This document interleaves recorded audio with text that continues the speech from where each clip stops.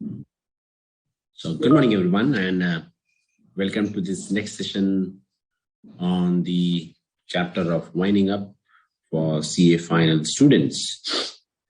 In the last session on Friday, we had initiated this chapter where we had covered till section 291 to 92 from 271, covering the basic process, why winding up would be required, and the powers of tribunal and the appointment of the provisional liquidator, the final liquidator, and small duties of the liquidator under this act. The concept of contributory, concept of winding up committee, the function of winding up committee, the liquidator report, which is a very important angle. So these were the topics which we had covered till now. As we have discussed in the first class, the coverage of the course, the topics, the marks which are maybe allocated to this particular chapter. So looking to that, we had covered some important aspect. Today again, we'll cover the rest of the important aspect. Today there will be one or two practical questions in terms of calculation. Also, once we start with the payment part, the distribution of the asset part, we'll see what type of practical questions, calculation question could come in the exams. Okay, so we are all set. I think we have few queries. Just 1 second.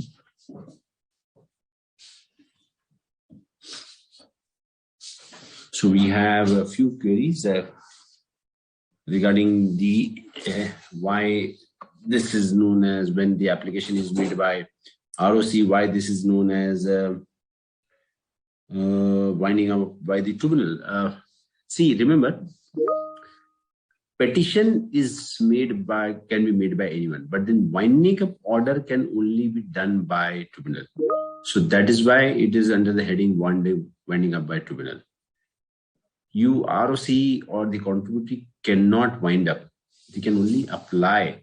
So that is the first query. And second query is if the company has not filed the returns for 5 years, can't the ROC take any action under 206, that is under investigation and inquiry? Well, why not? I mean, if he thinks that there is certain kind of inquiry which is needed. See, the provisions are very clear. ROC, it does not need to wait for 5 years also. If it is within 3 years, the company is not filing, and if he thinks that inquiry is needed, he can very well do that. So he can go under 206 for investigation, not a problem. Or he thinks that there's nothing much is required, so there are no operations going on. So why not wind up? So both the options are open. Yes, good morning, Divya. Yes, good morning.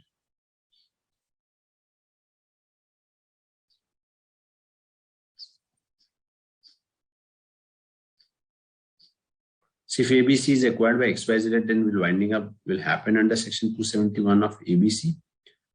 See, whoever is the owner, that is not restrictive. 271 does not restricts that if somebody has acquired a company, so winding up will not happen.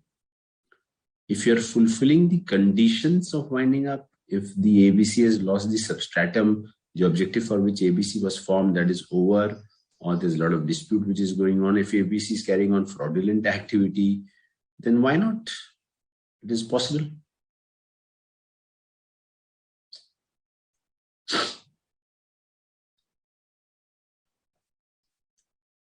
Right, Namita? I think I have answered to the queries raised by you. So people who have logged in, so very good morning again, once again. And let me start with the power to control the liquidator. So we know liquidator has got a lot of powers and responsibilities, but apart from the winding up committee, which is there to monitor the actions of liquidator, if the creditor or the contributor wants to say something or wants to communicate to the liquidator, obviously they can, but if he's not listening to them, what will happen? So method of control, I think we're just trying to recall things. So it can be either by the advisory committee, which is formed of the contributors and the creators, which we have seen in the last lecture. And so by the advisory committee or the resolution of the creators or the contributors at a general meeting. So they can come and meet and then be resolved. And the meeting of the contributors and creators will have an overriding effect over the advisory committee also.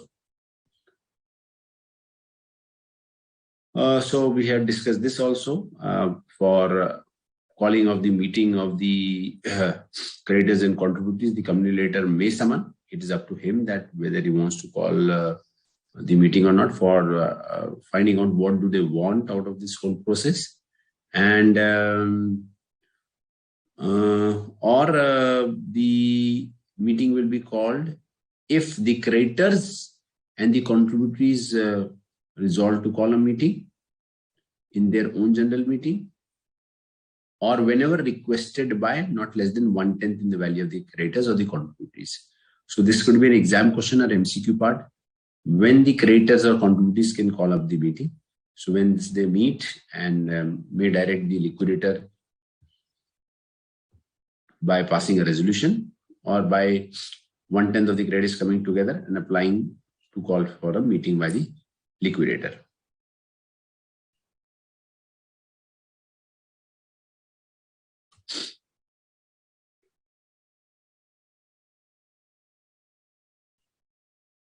Yes, again, important part with respect to accounts and audit. We all know it is very essential to get the accounts audited and completed. So this is the job of the liquidator, friends. The first responsibility is casted under 293, which is very general, that he will do all the entries or minutes to be made of the proceedings of all the meetings, be it the winding up committee or the advisory committee. So he is responsible for preparing the minutes, and along with making entries in the books of account, he will prepare accounts of receipt and payment made by him in such form and manner, which is given in the rules, friends. So in such form and manner, the accounts will be prepared, receipt and payment, not the balance sheet or the profit and loss, but the receipt and payment. And that will be done under 294. So first is to make entries and then prepare a receipt and payment. That is his job. And present that receipt and payment not less than twice a year to the tribunal. So he will prepare that receipt and payment and present it to the tribunal twice a year. This is important. And if the accounts are audited, that will be presented to every creditor and contributor. So when the accounts get audited, it will be presented to the contributor and creditor. Now, when will the accounts get audited? When the tribunal says that please get the accounts audited, the accounts will get audited. So once the accounts get audited, it will be submitted to the creditors and the contributors also. Along with that, it will be filed with the tribunal and also to the registrar, and it will be open for inspection also for anyone. Now, can the contributors have a right to inspect the books? Yes, obviously, as we said, it is open to inspection by any creditor or contributor also. So what could be possible exam question, friends? The possible exam questions is that, let's say, the tribunal has ordered winding up of a company. The creditors of the company brings to the notice of tribunal that though the company has been ordered for winding up, but no information has been submitted by the liquidator. So what is the remedy to the creditors? So the remedy is that first, simple, if we go very step by step, they can call for a meeting of the creditors and the contributors if required. Then they can pass a resolution that yes, some creditors would be authorized to file an application to NCLT.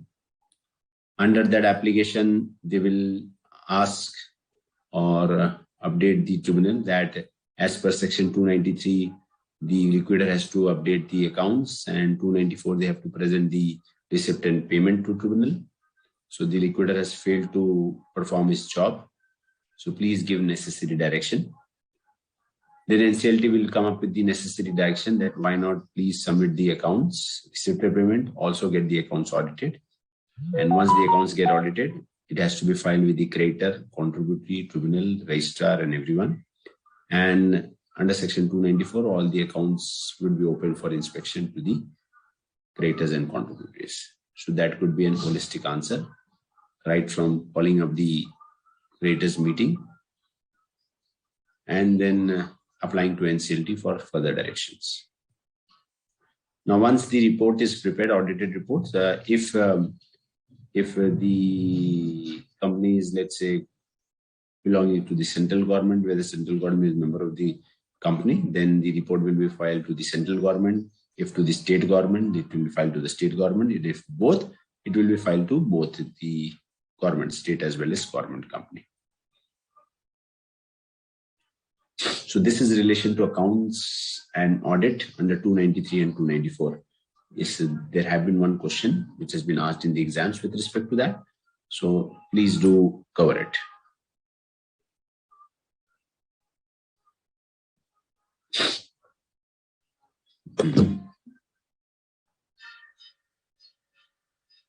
Okay, a typical section covering the aspect where the contributory is not contributing to the assets of the company.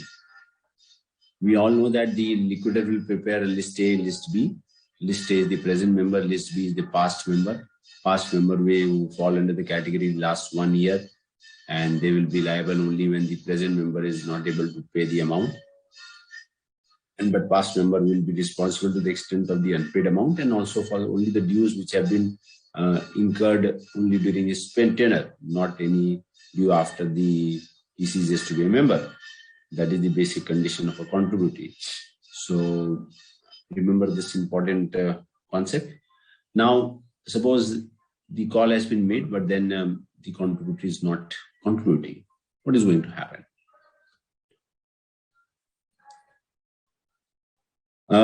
So what is the process, friends? The process would be that the liquidator has prepared a report of all the list of contributories.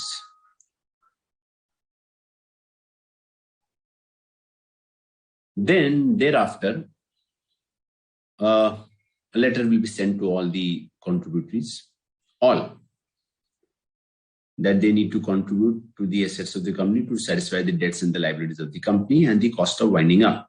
That is under 296. That is under 296. So report prepared by the liquidator under 281. List A, list B. There are people who are not contributed. So under 296, calls will be made to all the contributories who have not contributed so far.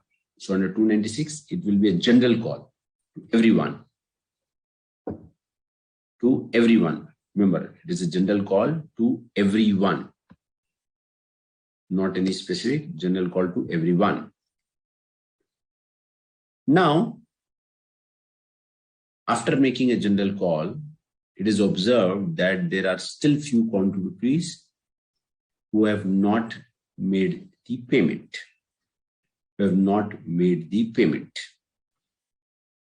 Then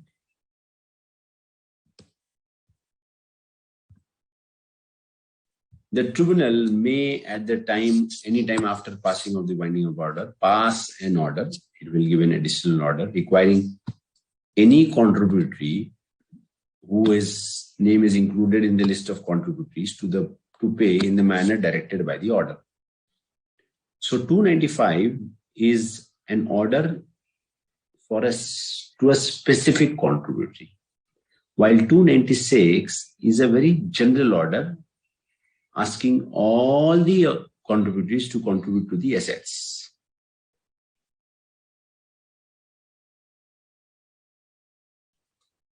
Now, The contributory may not be contributing only because of the reason that is telling that he also has to receive certain amount from the company. Now, why would a contributor receive certain amount from the company? Maybe because of the dividend which has been declared by the company but not paid. So that could be one possible reason. Or otherwise, he must have entered into any contract with the company. That is fine for delivering any goods, supply of any services, whatever. So being a shareholder, he has a right to receive payment also. Being a shareholder, he does not lose his right to receive payment. So he can obviously say that I want to set off my liability against the receivable from the company. So that is why I'm not paying. So 295 says that in the case of a company, whether limited or unlimited, when all the creditors have been paid in full, any money due on an account from the company to a contributory may be allowed to be set off against any subsequent call. So in that case, the set off is allowed to that extent. But if the creditors have not been paid, then the set off is not allowed. So please do remember, this is an important section 295. Understand the process, friends. So there's a report consisting of list A and list B. So under 296, the calls will be made to all the contributories to the extent they have to pay for the liabilities. Now, even after making calls to the contributories, the liquidator sees that there are still who are not contributing to the assets of the company. Then under 295, the tribunal will pass an order. Tribunal will pass an order to that specific contributory.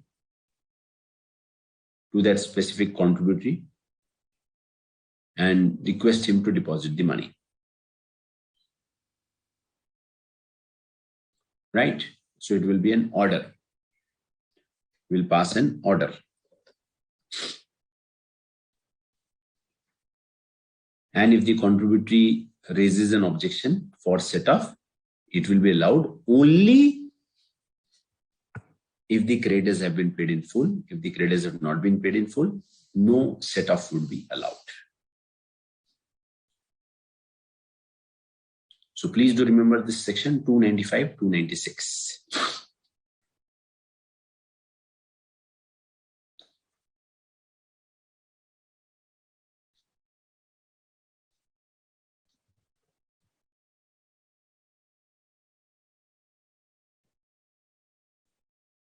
Power to summon. So that is another important power which is given to the tribunal to summon any person in the event of ABC. So let us evaluate when will the NCLT summon the people and ask them questions. So the tribunal may at any time after the appointment of the provisional liquidator or passing of a winding up order, whatever the case may be, any officer of the company, any person known, or any person whom the tribunal thinks to be capable of giving information, or is suspected to be indebted to the company, suspected to have in his possession any property or books or papers of the company. Now remember, one of the duties of the liquidator will be to take over all the assets under the supervision of the winding up committee. Now, when the liquidator prepares the report, when he lists down all the assets, and he observes that yes, there are few assets which are belonging to the company but is not being handed over to the liquidator, and those assets may be lying with some people. It may be with the bank, it may be with few people who are in possession of the assets. So the liquidator will apply to NCLT that in spite of making an effort. He has not been given the charge of the asset. So therefore, please give appropriate directions to the respective person to hand over the asset. So in that case, what will the NCLT do? NCLT will give a summon, issue a summon to any officer of the company, any person who is known to the company or tribunal thinks that he is capable of giving information, suspected to be indebted to the company and suspected to have in his possession any property or books or papers of the company. So there are 5 situations under which the summon can be made to these people. And once the summon is done, he will come and attend in front of NCLT where he will be examined. He will be examined. Examined means question. So he will be summoned on oath concerning the matters aforesaid, either by way of word of mouth. That means he will be asked questions which may be recorded, or he will be asked to give certain written interrogatories, or on affidavit, notarize on a stamp paper that whatever he's saying is true. There is no false on this.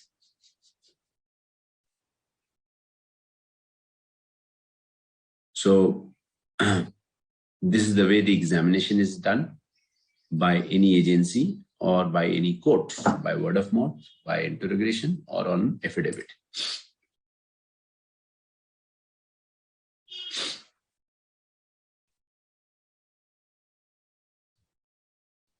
Along with that, after the examination, the tribunal may require any officer or the person so summoned to produce any books, papers relating to the company in his custody. But where he claims any lien on books and papers produced by him, the production shall be without prejudice to the lien. So if he thinks that there's a lien on those books of accounts, let's say the government department has marked a lien on the books of accounts for some reason because of certain rates, then the tribunal will always ask them to produce subject without prejudice to that such lien, and also ask question that why that lien has been marked. So in that case also, the tribunal has got the power. And further, that tribunal may give an order to the liquidator, direct the liquidator to give a report in respect of all the assets which are lying in possession of the other person. Now, when the tribunal, with respect to the property, what orders can be given to the respective people? So when tribunal may order a person who is indebted to the company, let's say the company has to receive certain amount from a party as a part of debtors, or deposit has been given to that particular person, that deposit is lying and is not willing to release that deposit. So the tribunal may order to pay to the provisional liquidator, or as the case may be, the liquidator, the amount which is indebted to the company in either in discharge of the whole amount or not. So he will give the instructions, the tribunal, to pay that amount. Very simple. And if the person is in possession of the property, the tribunal may order to deliver the property to the liquidator. So what are the powers, friends? Remember, again, powers of tribunal, if you want to recall.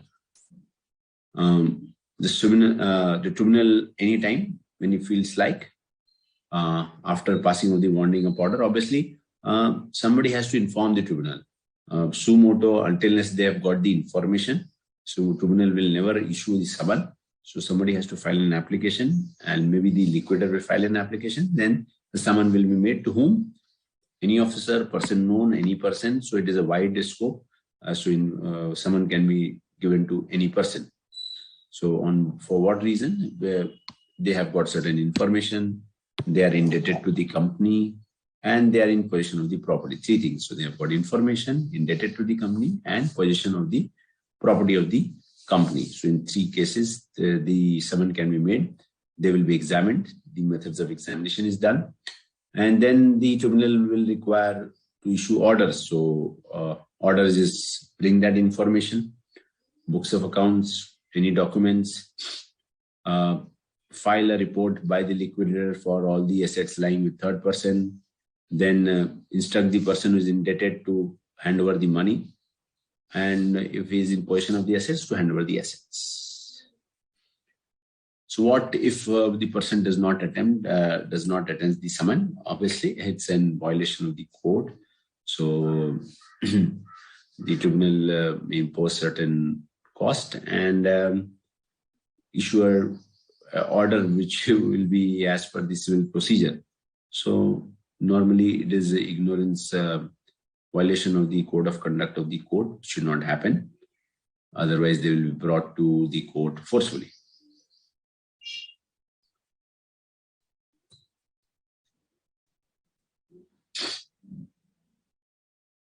So friends, this was all about the tribunal, powers of tribunal.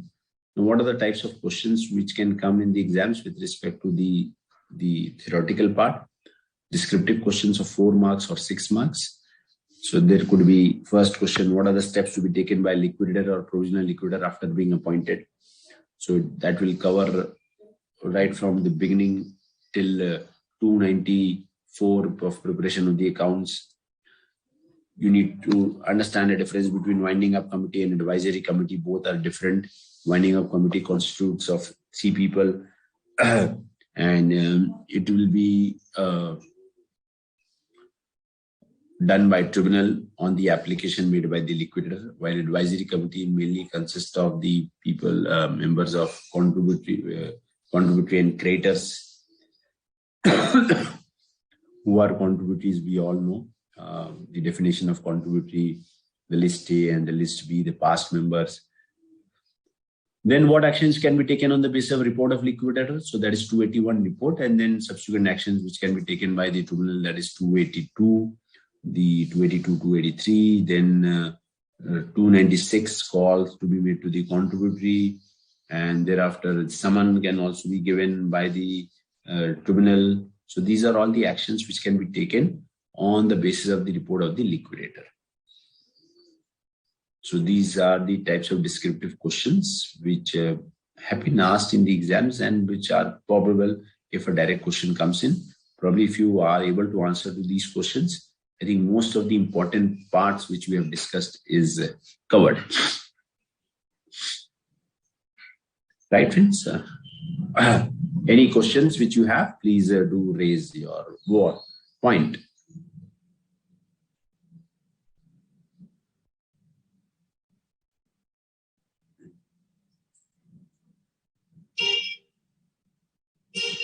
No questions. Good.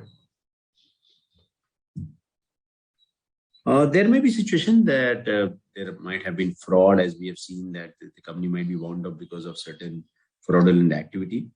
So then what is going to happen? So let us understand again section 300, which is again an important section, gives certain power to the tribunal.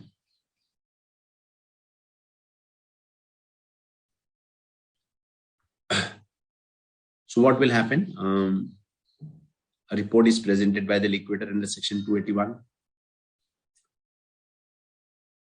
So orders are given by tribunal under 282 based on the report of 281. And in 281, remember, there is one point which has to be mentioned by the liquidator regarding the reason why this company was formed and any fraudulent activity has been carried within the company. So that is one important aspect to be covered in the liquidator's report. Now, once the order is received, order under 282 could be given, and one of the orders could be to go for further investigation under 210. That is a possibility. Right. So then 210, and then the subsequent actions can be taken based on the investigation. The other way, it could be that the person against whom the fraudulent activities have been enforced upon, that he is the person responsible for the fraudulent activities, maybe the directors or the officers of the company, they may be called in person for examination. Now, you would say, sir, what is the difference between that 299 and 300? So 299 is basically to call for information for any debt to the company or the person is in possession of the asset. So that's very specific. But here, the situation is that where there is a possibility of fraud. And it has been mentioned in the liquidators report. So 299 and 300 both give powers to tribunal to call the person and examine that person, but on different notes. So 299 is something else, 300 is something else. I hope it is clear. So he may be called in person under 300, he may be examined if found guilty, and he may not be found guilty. So that may be the two possible situations. So two things which may arise. One is obviously the tribunal will give order for investigation and 210, and the subsequent process can carry on. But otherwise, the tribunal can also call that person directly under section 300.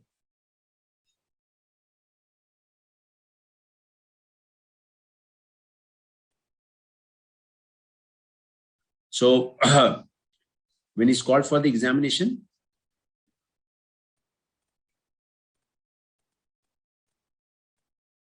when the liquidator has given his opinion that fraud has been committed by the person, that person will be called. He will attend the tribunal. He will be examined as to the promotion or formation of the conduct of the business of company and dealings with the company.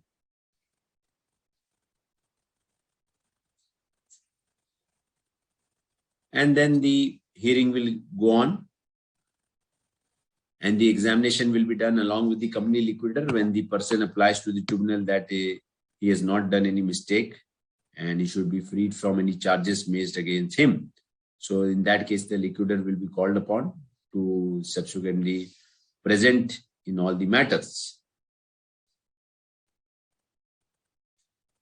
And based on the examination, whatever has been done, a report will be given to him, or the copy of the examination will be given to him, and it will be opened for inspection by any creditor or contributory. So that is also a possibility.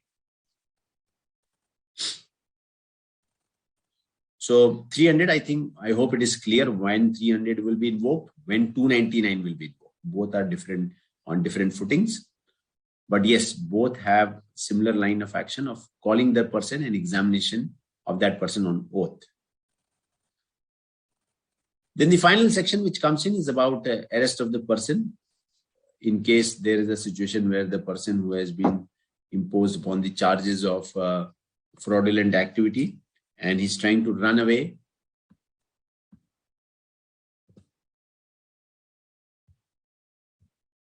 or is about to leave India, or otherwise to abscond, or is about to remove or conceal any of his property for evading the payment of calls, then the tribunal may cause the contributory to be detained and his books and papers and movable property to be seized. So if it looks like that, these are the, to whom? First, to a contributory or a person having property or accounts or papers of the company. Two people. What action is he taking when he's leaving India, absconding, or is removing the property? The orders, he may be detained and the assets may be seized. So this is 301 for seizing and detainment of the person in the event ABC event. So direct question which could be asked, and a simple one. I think it gives a lot of powers to the tribunal to seize a person, seize the property of the person and detain a person. So these are all about the procedural actions under winding up of the company. So once everything is done, the liquidator will apply for dissolution of the company, because that is the end thing which is going to happen, friends. The final conclusive step of this winding up would be the dissolution of the company. So when the affairs of the company have been completely wound up, the liquidator will apply to the tribunal for dissolution of the company.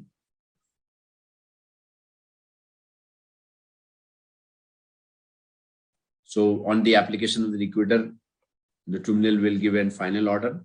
Yes, the company should be dissolved. And once the order is made by the tribunal for dissolvement, dissolution. This order will be filed with the registrar, and accordingly, the registrar will make the entries in the respective register that this now company is being closed down.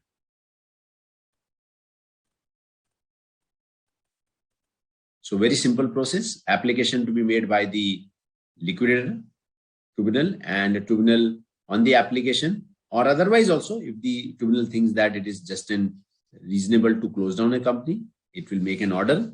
That order will be communicated within 30 days to the registrar. Registrar will accordingly make the entries in their respective registers. So this brings us to the overall end of the winding up process once the company gets dissolved. So we have gone through the process of winding up.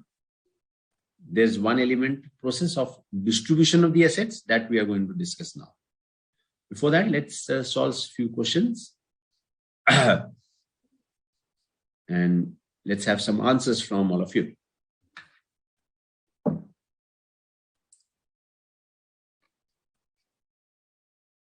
This is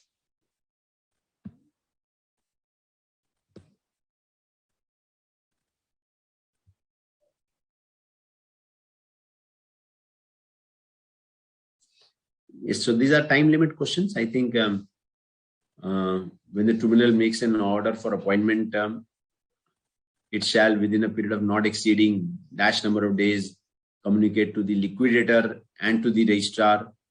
So these are all MCQ based questions. No theoretical question could be asked. So you should be able to recall the number of days, and that is the first order which the tribunal should make once the application is done. So we need to go back to section 274.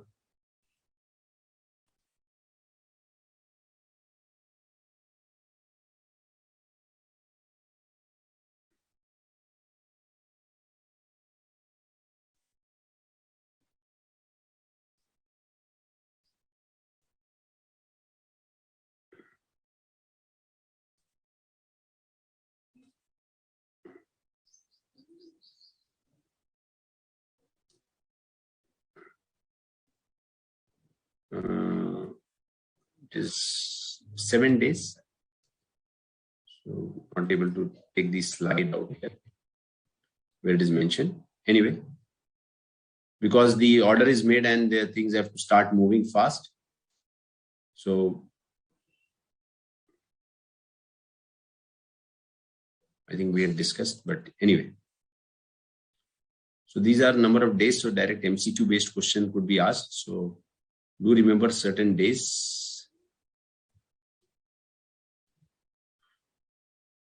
7 is the answer.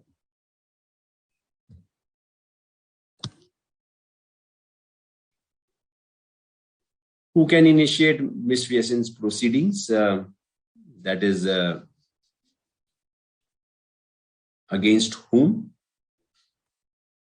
That is the question. So the question is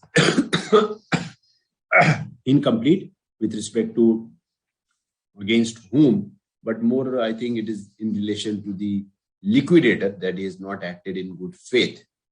He has not acted in good faith. So it can be done by any creditor or contributory. Any creditor or contributory. So it is against the liquidator, so it has to be done by any creditor or contributory.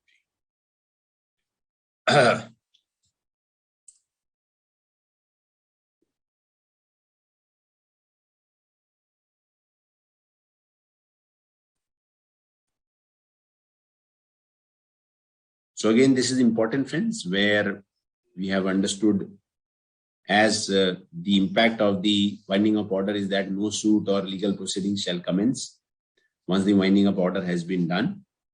And if somebody wants to continue that suit, he has to apply to the tribunal. And the time limit for making an application tribunal is, again, these are all direct MCQ based question, going back to section 279, where 278, 279, where it has been, the impact has been mentioned. This is the impact, effect of winding of 278, 279. And if they want to continue with any suit, it has to be filed within 60 days. It has to be filed within 60 days. So small points, friends, which can make a difference. So a thorough study of section, highlighting the important points, probably will make the difference of passing and failing. 60 days.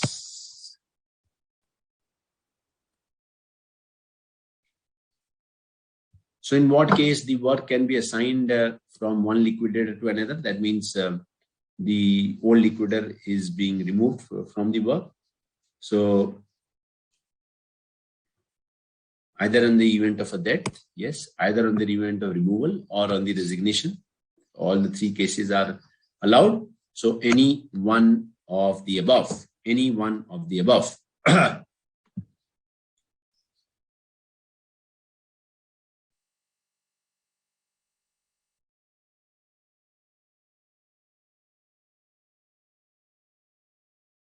The next question is about who shall make an application to the tribunal for winding up, for constitution of winding up committee to assist and monitor the progress of the liquidation. So we know that the application will be made by none other than the company liquidator, the company liquidator.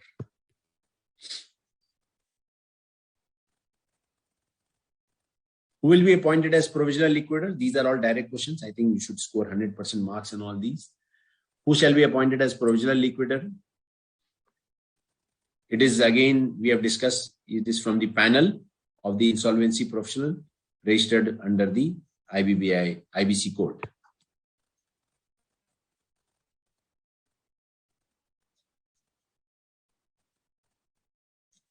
Which of the following is not a content of the report submitted by the company liquidator to the tribunal? So amount of capital issued, it is a content. All the assets and liabilities will be part of the report. Location, obviously that has to be there. We cannot ignore the location also. So none of the above.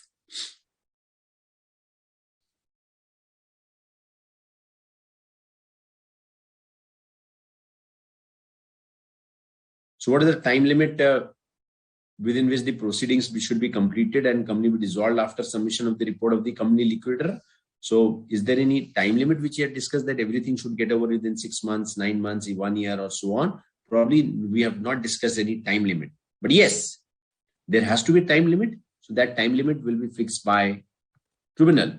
The time limit will be fixed by the tribunal part.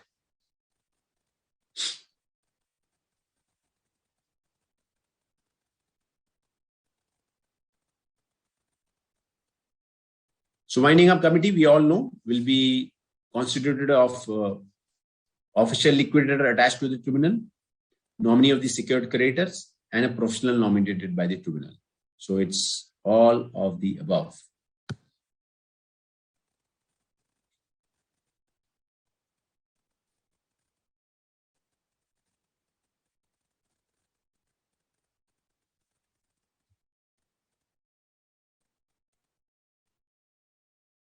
Which of the following persons are entitled to make petition for winding up? Which of the following persons are entitled to make petitions for winding up? So who is entitled for that? So we know that company by passing a special resolution, contributories, yes. The registrar on behalf of authorized by the central government, yes. Any of one of the above? Yes.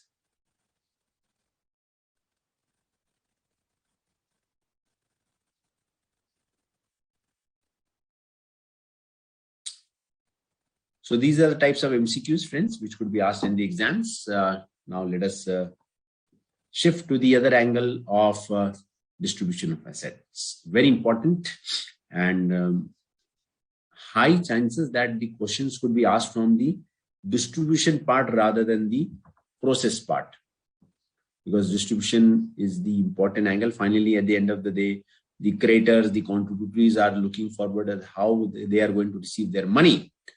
So that is why this could be an important angle. So let us understand the liquidator's role in the overall process of distribution. So there may be certain few terms which you are going to study today.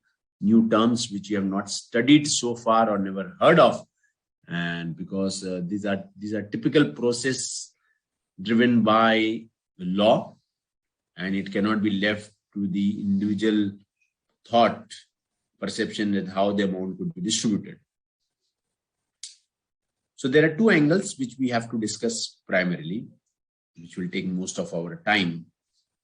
The first is the priority order of payment, that once the assets are realized, how the payment will be done, in what way the payment will be done, who will be entitled to receive the payment on priority, and what will be that waterfall mechanism. Because you have not studied IBC, under IBC also there has been a mechanism has been devised in the event of liquidation, how the payment will be settled. That is under section 53. So section 53 and here under Companies Act, there is some difference. It is not exactly the same. So under Companies Act, it will talk about a particular mechanism, and under 53, there is some change in the whole distribution process. So one is about the distribution part, the order of payment, and other is recovery of asset in case of certain situation.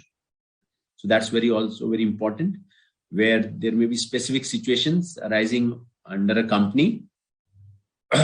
So how the assets will be recovered during those situations is very important. So that will be on specific events areas. So let us start first with the order of payment.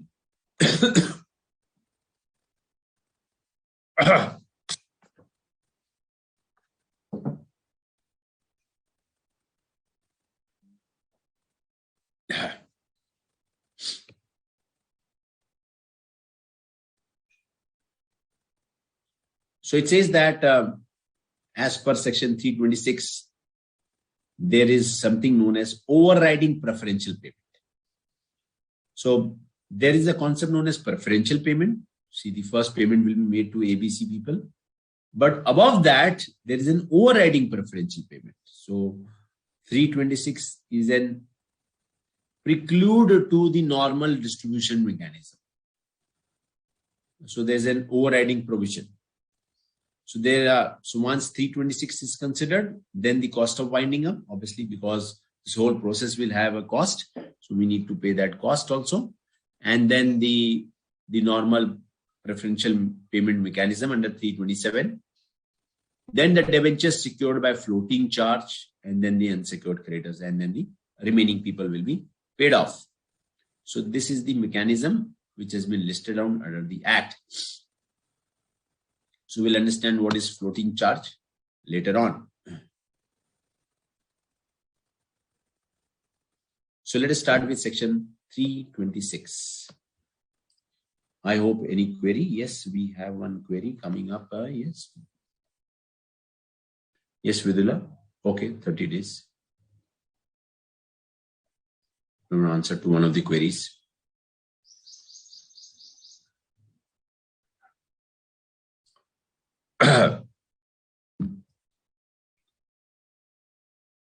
So under 326, it is mentioned that the debts will be paid in priority to workmen dues.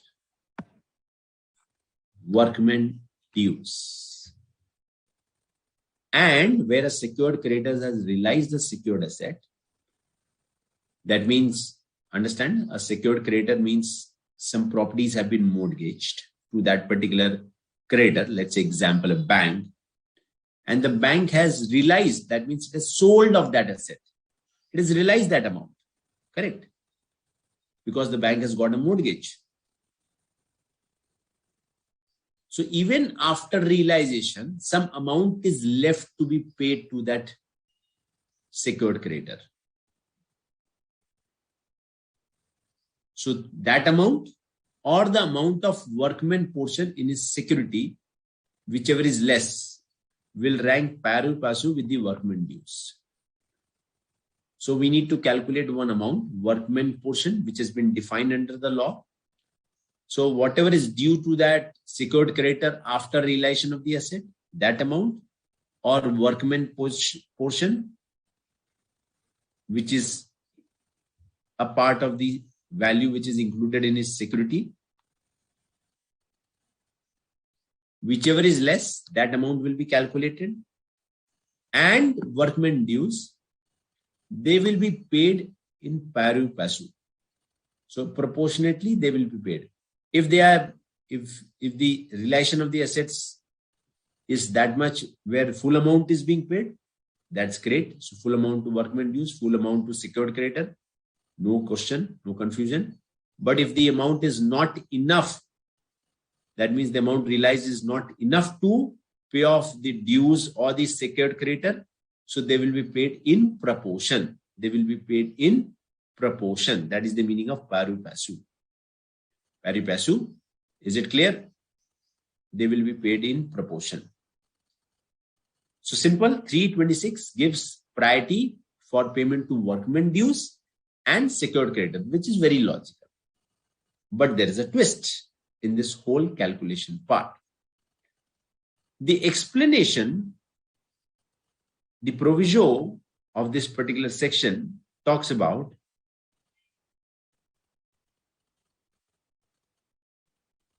that whatever is mentioned in subclause 1 and 2 of clause B of explanation to this particular section, which are payable for a period of 2 years preceding the winding up order or such period as may be prescribed. So till now it is 2 years, shall be paid in priority to all other debts, including debts due to secured creditors, within a period of 30 days of the sale of assets, and shall be subject to such charge over the security of secured creditors. So if in an exam, the question comes in, what is the provision for payment? Then you start with 326 and you start that the payment will be made to workman dues and debts to secured creditor to the extent whatever has not been realized after sale of their secured asset. Both will be paid in full, and if they are not paid in full, they will be paid in pari passu with each other. That is the first thing which you have to mention. But then you have to mention that the proviso of this 326 says that the workman dues, which constitutes the calculation of 1 and 2 of clause B of the explanation, to the extent for a period of 2 years, will be first paid over the secured debt. So that means here, the first payment which will be made is to the workman dues, to the extent it is constituting of 1 and 2. Now, I am referring to this 1 and 2 time and again. So let us understand what is this 1 and 2 of clause B. 1 and 2 of clause B of the explanation. 1 and 2 of the clause B of the explanation. So let us go to the explanation. So explanation will cover both section 326 and 327. Clause B of the explanation, 1 and 2. That means, are there only 2 parts? No, there are 3 and 4 also. But the priority will cover only 1 and 2. The priority will cover only 1 and 2 of the workman dues. So first, who is a workman? Remember, in the employees of the company, within the clause of the Industrial Dispute Act. Now remember, workmen in general means people who have been working on shop floor. So they are not the people who are working in the office. So that is the meaning of workmen in general concept. And workmen dues will include what? All wages, salaries payable for the time piece work and salary earned wholly in part of or in part by way of commission or so on, as per the Industrial Disputes Act. And all accrued holiday remuneration being payable to him. So In simple meaning, whatever is due in respect of the salary and wages plus holiday remuneration which has been accrued to him. These are the first 2 points which will be on the top always. So once that is paid, thereafter, whatever is left, that will be calculated and then paid in pari passu with the amount due to the secured creditor. I hope it is clear.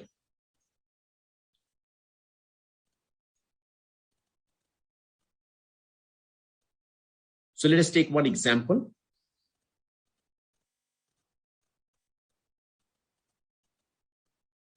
So where the value of the assets which has been sold off, realized, is 200 lakhs. Simple calculation. Workmen dues which are outstanding, which is less than 2 years, is 25 lakhs. Workmen dues which are outstanding for more than 2 years is 20 lakhs. So remember, explanation says that,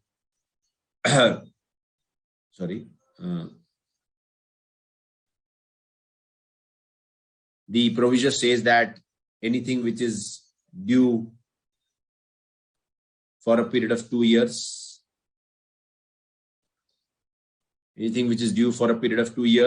will always be paid in priority, which includes salary and holiday remuneration. So the first payment which is made is out of 200 minus 25, which is paid first. That is the first priority overriding preferential payment under section 326. Thereafter, whatever is left, that is 175, if they are able to meet up all the dues of the secured creditor and workmen, it is fine. But if the amount is not able to meet up the overall liability, they will be paid in proportion. So proportion would be distributed in terms of 20 and 250. So this 175 is distributed between workmen and secured creditor in the proportion. So they will fall under equal rank, and accordingly the payment will be made. I hope it is clear, friends. Any confusion, any doubts which you have?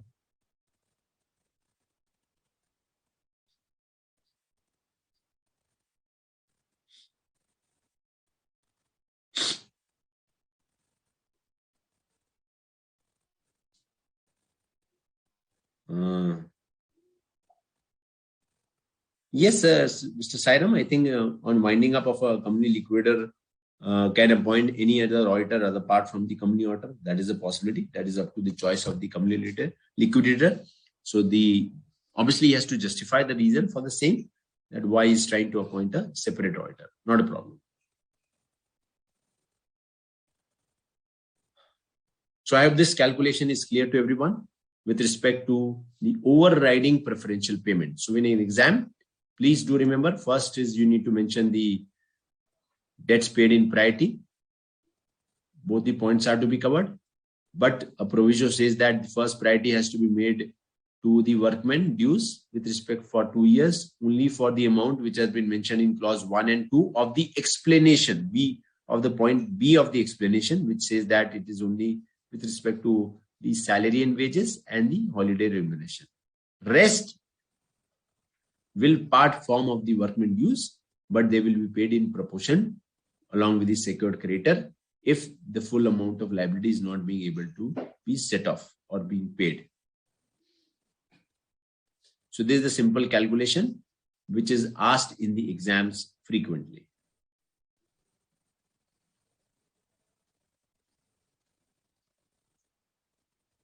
Another example, very easy one, not a complicated one.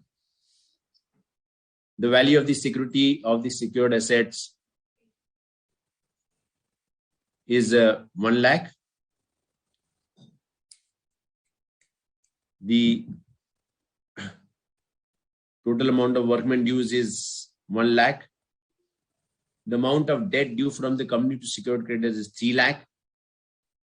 But whatever is the amount which is being payable to workmen dues is more than 2 years. It is more than 2 years. It is not less than 2 years. So that means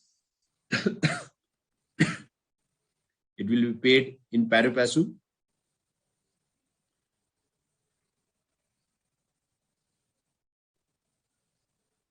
With the secured creditor.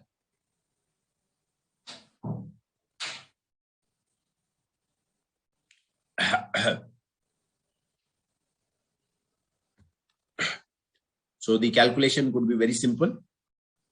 So total amount is realized, which is 1 lakh. They have to be distributed in proportion to the workman dues as well as to the secured creditor. So 1 lakh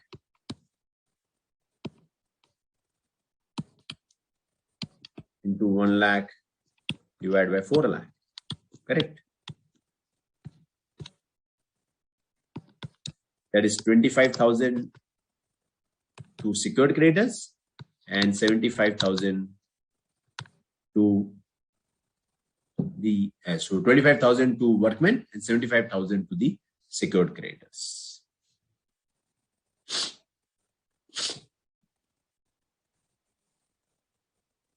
So that is the first calculation which we have done. The second calculation, which is a general calculation, which talks about the preferential payment, the mode of payment to all the other parties. Once the payment is made to workmen dues and the secured creditor, then how the subsequent payment will be made. How the subsequent payment will be made.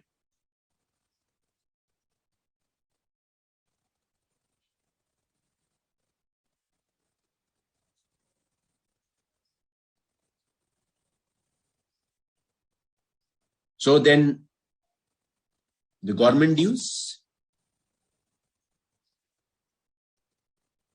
any dues which is less than 12 months, dues which is less than 12 months, employee salary, and then investigation expenses which can be incurred under 213 and 216. Investigation expenses incurred under 213 and 216.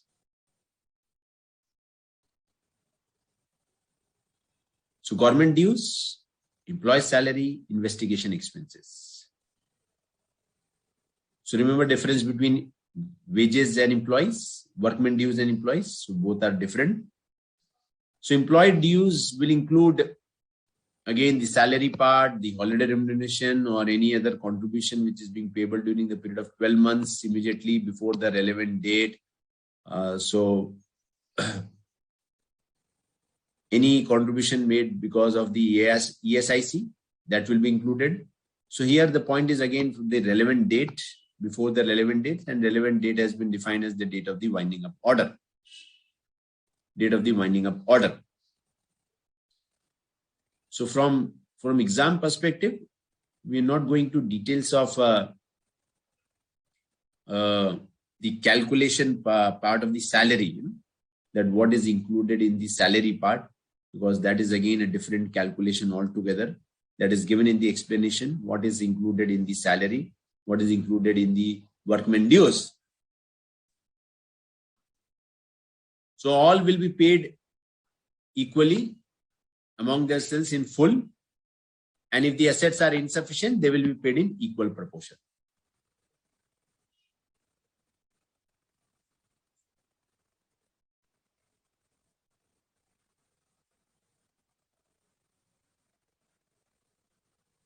Then, so far as the assets of the company available for payment to general creditors are insufficient to meet them, they will have priority over the claims of the holders of the debentures under any floating charge created by the company. So if there is any floating charge which has been created by the company for the debenture holders, the general creditors will have a priority over the claim over this floating charge.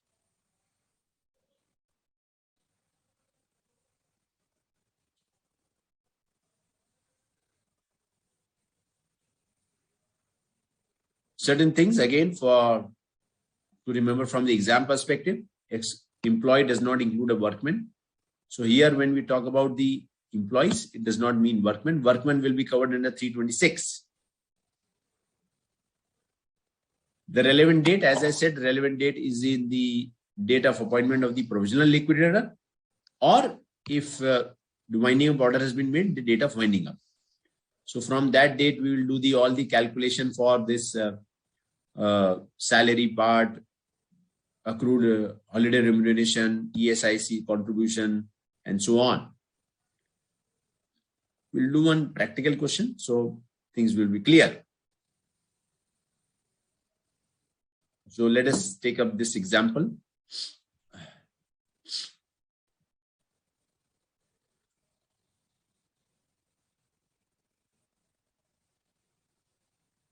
Where we have income tax dues, salary dues, sales tax dues, dues of worker, unsecured loan to directors, trade creditors of material, and secured creditors. Above amount was received as claim to the liquidator, and amount realized from sale of asset is 80 lakhs.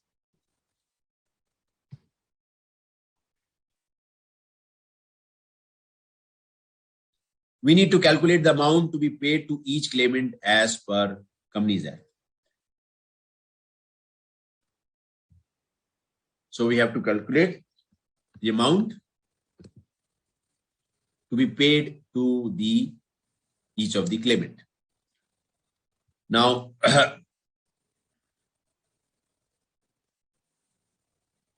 we'll go by rule. 80 lakhs. First payment,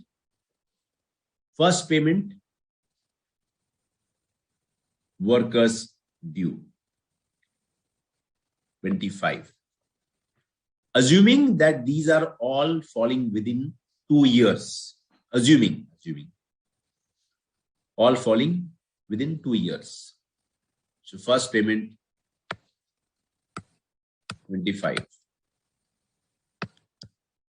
Workman dues.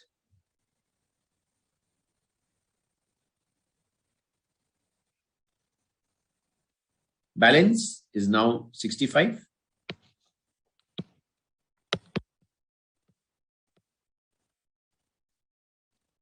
The next payment will be made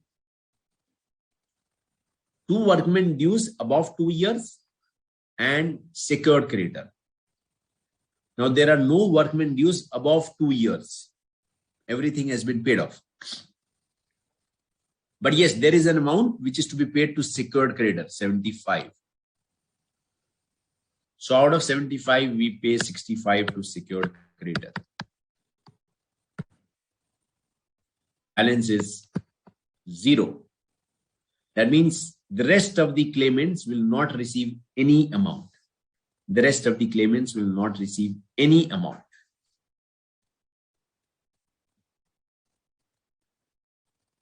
This is the final settlement list which will be prepared by the liquidator.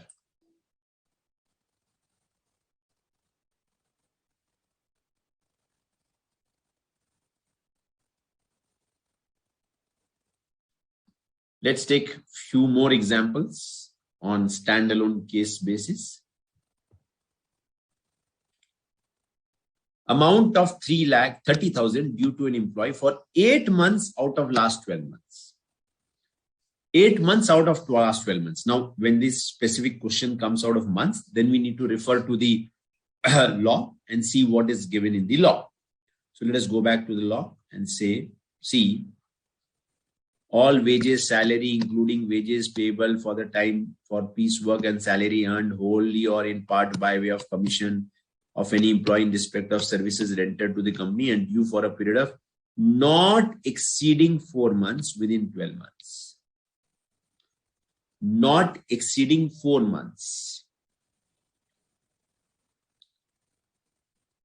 So the first 3 priority will be coming with respect to the employee's dues. Employee salary will be only to the extent of 4 months.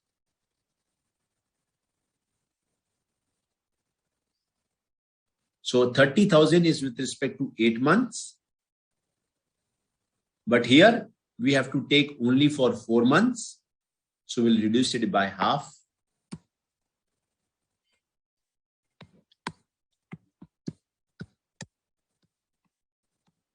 As we have to consider salary only for 4 months.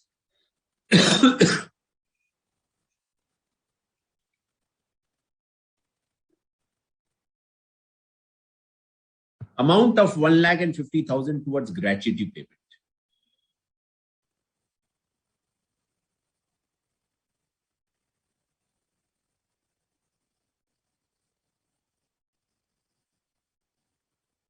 Employee dues will include all sums due to an employee from the Provident Pension Gratuity Fund maintained by the company. All sums. So there is no such categorization here with respect to any payment of the fund of Provident Gratuity or pension.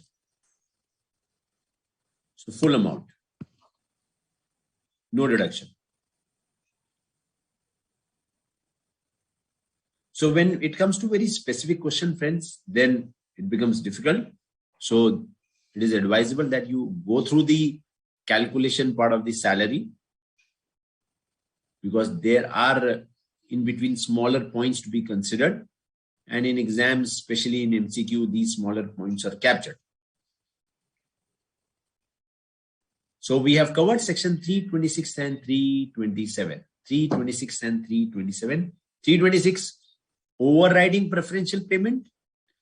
327 talks about the normal preferential payment to be given to the government dues less than 1 year, other dues less than 1 year to the employees, and thereafter for any investigation expenses under 210 and 213. And they will all fall under as an equal rank. And thereafter, if any payment has to be made to the debenture holders having a floating charge, they will be paid subsequent once the payment is made to all the creditors.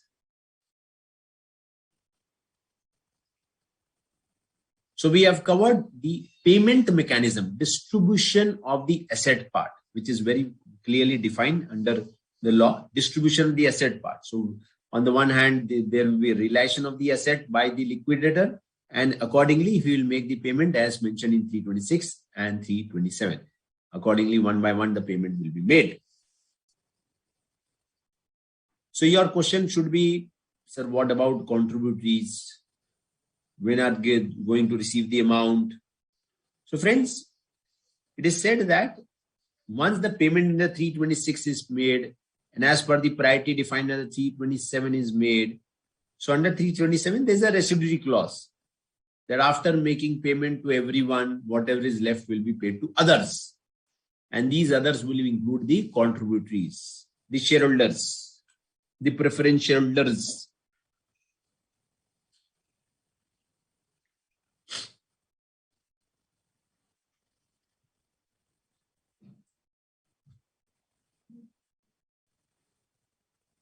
Hope it is clear.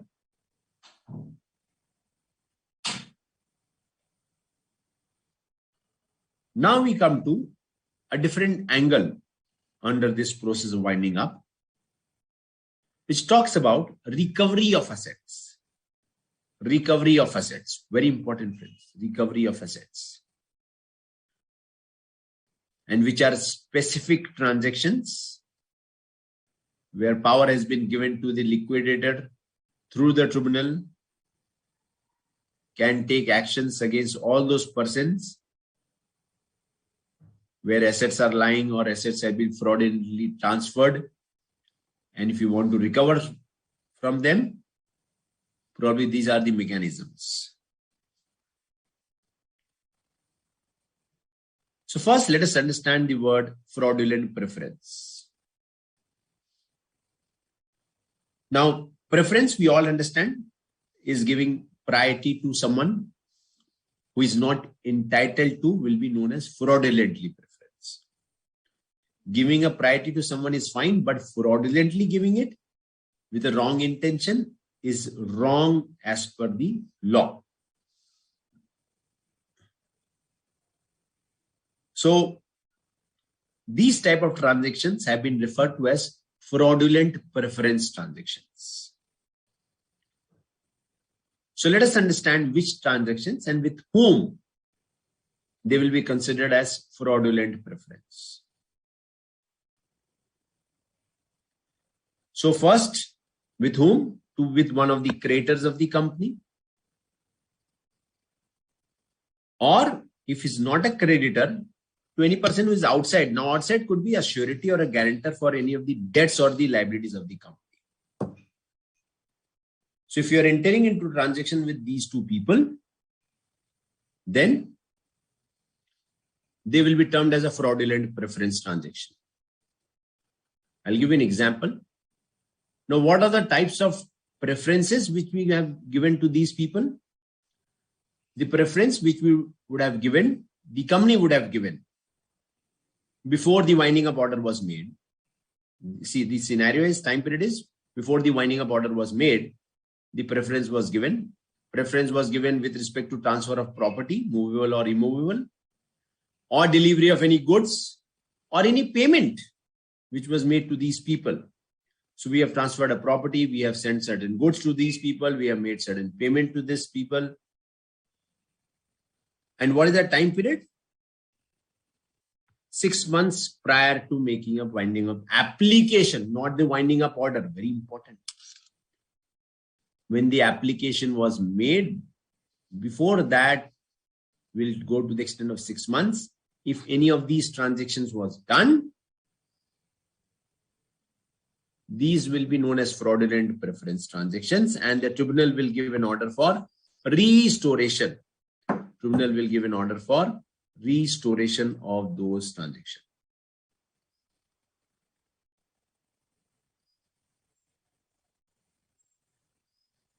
Yes, Mr. Saram, if an opinion differs from the old auditor, respective actions can be taken, not a problem. It depends upon the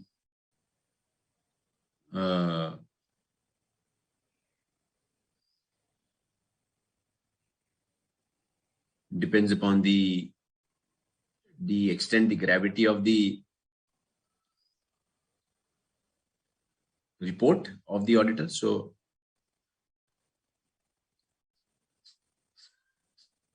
please, it is all, event specific, point specific. So you cannot generalize it. It all depends upon the gravity.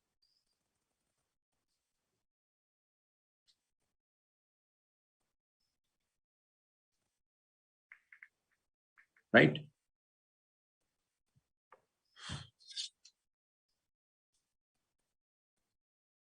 Now, what could be the possible example of this surety or guarantor? For example,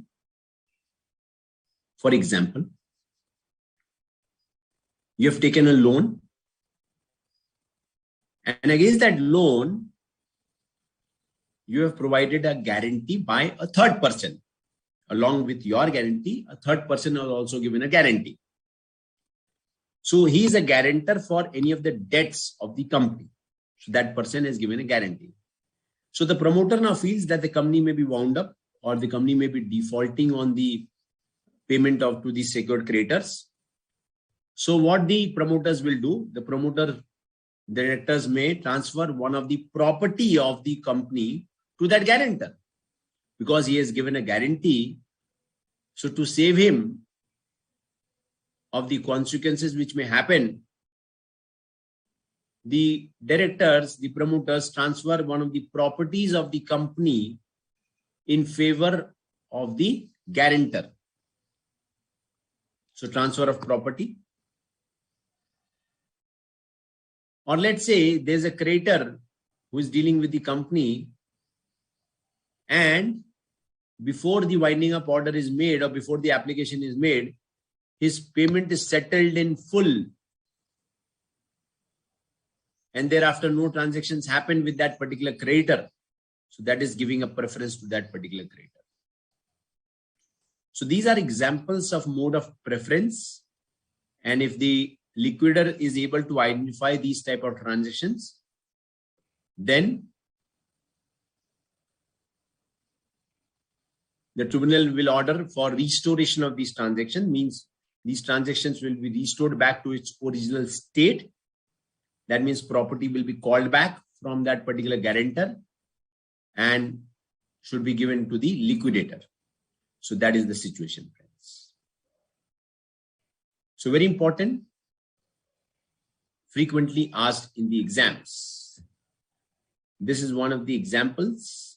You can go to the example and after the short break, we'll discuss this example.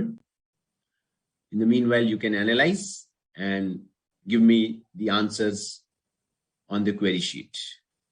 So after a short break, we are going to meet up again.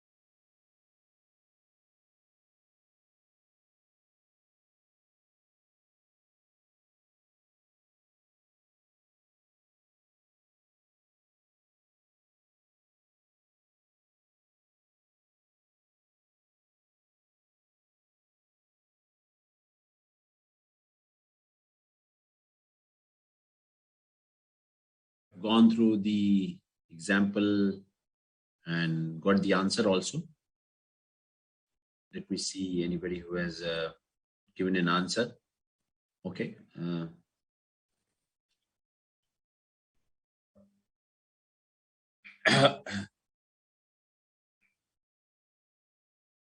So friends, if you see the question, I think a very simple one, where the managing director has transferred certain properties belonging to the company to one of its creditor, in which his son was interested. The sale took place on 15th September 2018, and the winding up order was filed, approved on 10th February 2019.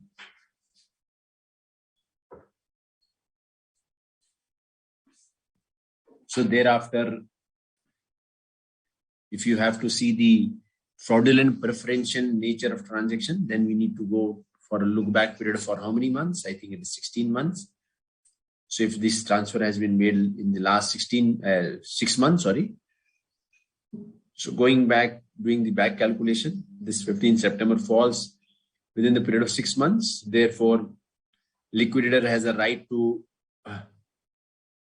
apply to the tribunal and categorize this transaction as per section 328 as a fraudulent preference transaction. And thereafter, the tribunal will give an order for restoration of this particular transaction to its original state.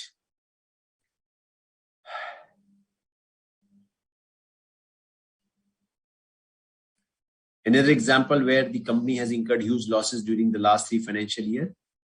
The company created a legal mortgage on one of its some of its immovable property in favor of a bank on 1st September 2018, on the hope that by keeping good faith with the bank, it could give further advances from the bank and the same could be utilized to revive the company.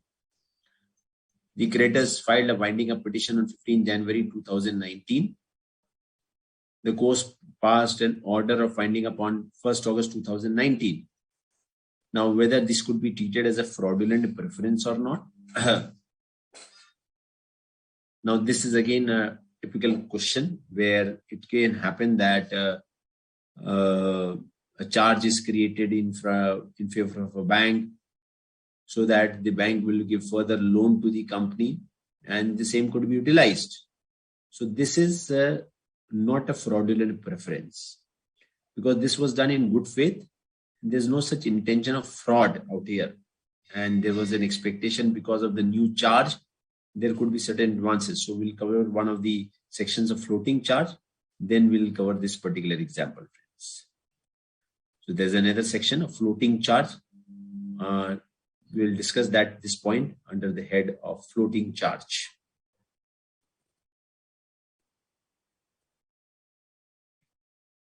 Void transfers. Void transfers. Now, what are void transfers, friends?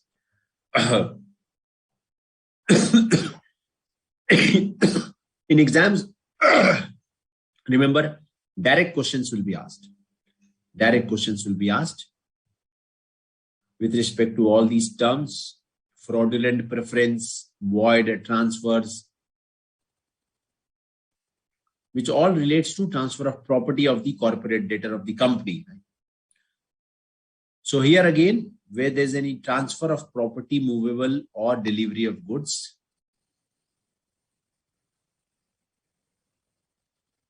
and a transfer or delivery made in the ordinary course of business or in favor of a purchaser or encumbrance in good faith and for valuable consideration. So when there is a transfer of property, delivery of goods, which is purely done in the normal course of business and for a valuable consideration in favor of a purchaser, then this will be regarded as normal transactions. Apart from this, any other transaction which is not in the ordinary course of business, or where no valuable consideration has been received, they will be treated as void transfers. They will be treated as void transfers.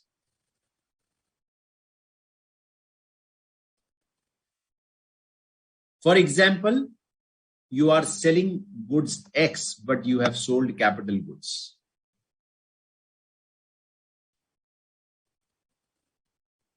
Entering into transactions with related party. Goods worth 30 lakhs sold at 25 lakhs.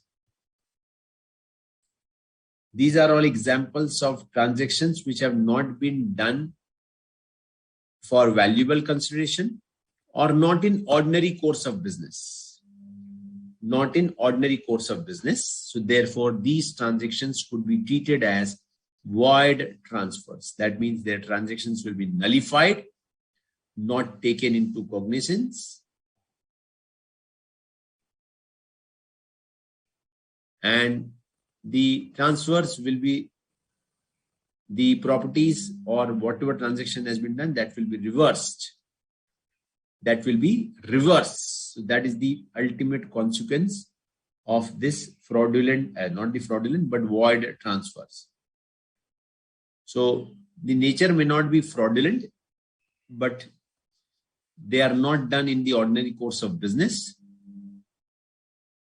So therefore, it should be returned back to the company.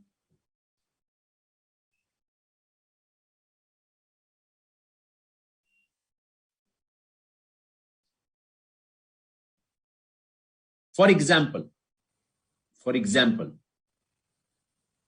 loan outstanding in the books of account on 31st July 2020 is 20 lakhs.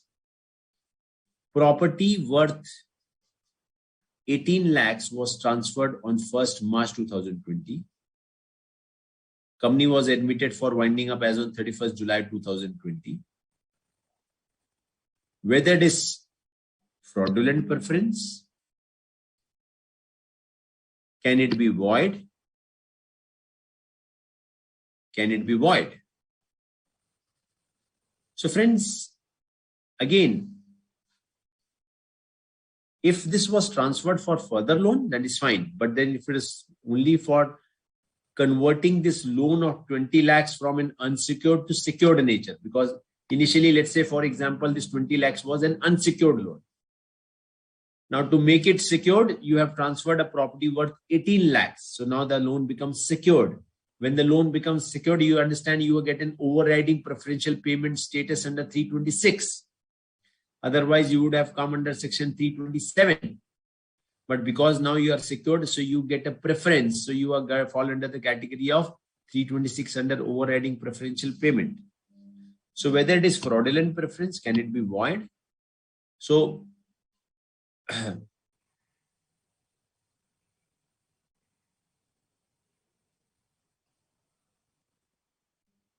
answer is yes, if it is a fraudulent preference, it will be treated as fraudulent preference, and it will be treated as a void transaction. It will be treated as a void transaction. So company will treat this as a, the liquidator will treat this as a fraudulent preference and invalid under section 329 as a void transaction. Once it is declared as a void transaction, the creditor will be liable to the company as a surety. Very important. The creditor will be liable to the company as surety if you are not able to reverse the transaction, if you are not able to call back the property, the creditor will be treated as a surety. And surety to what extent? Surety to what extent? The value of mortgage created or the value of interest, whichever is lower. So value of interest is 20 lakhs, value of mortgage created is 18 lakh out of 20 and 18. whichever is lower, that amount will be treated as on the date of fraudulent preference. To that extent, the creditor will be treated as a surety to the company. So value of mortgage created, that is 18 lakhs. Value of interest, that is 20 lakhs. Whichever is lower, to that extent, he will be treated as a surety. So that is the final consequence of this particular void transaction. Consequence for this particular void transaction. So first, it is treated as a fraudulent preference, and then the transaction will be treated as null and void, and we will have a surety to be created to the extent of lower amount of these two figures. So remember, first fraudulent preference, and then by null and void, it will be treated as a void transfer.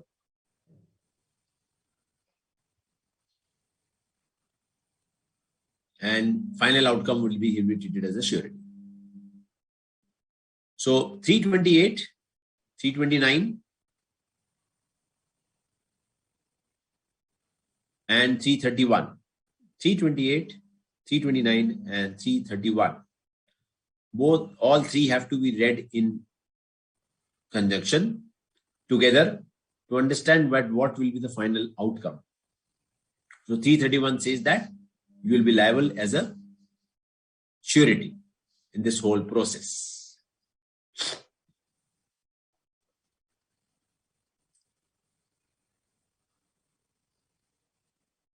So 326, overriding preferential payment. 327, normal payments. 328 talks about fraudulent preference, and 329 talks about the void transfers. Now we come to concept of floating charge. As I mentioned, that I will be discussing a transaction where we are taking additional loan by giving additional security. What is going to happen in that case? So floating charge. What is floating charge? Let us understand that. See, in terms of charge creation, I think you have gone through the subject of charge creation in your curriculum, as well as in final also. There must have been situation where this charge must have been discussed. So we know there is a fixed charge, there is a floating charge. Fixed charge is on the fixed assets of the company, and the floating charge is created on the floating assets of the company, with the current assets and so on. So that is the meaning of floating charge. So here, specific transaction of floating charge is covered, and what is the consequence of that floating charge creation. So floating charge is nothing but simple charge which is created on the current assets of the company. That is why it is referred to as a floating charge.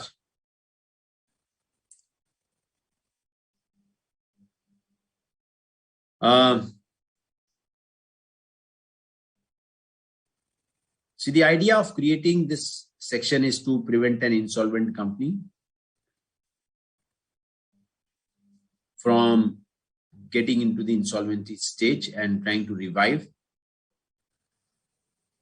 And the whole idea is to ensure that the past debts, or for any charge which has been created for which money has not come in, they should be treated as void transaction. So let's understand. So the step number one, which the company has done, they have created a floating charge. Floating charge on what? The assets of the company. When? Within 12 months preceding the winding up. Within 12 months preceding the winding up, the floating charge has been created. Within 12 months preceding the winding up, the floating charge has been created.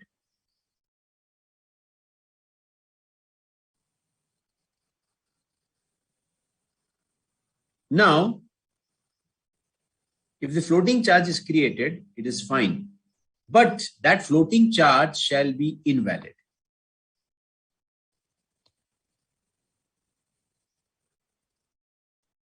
Shall be invalid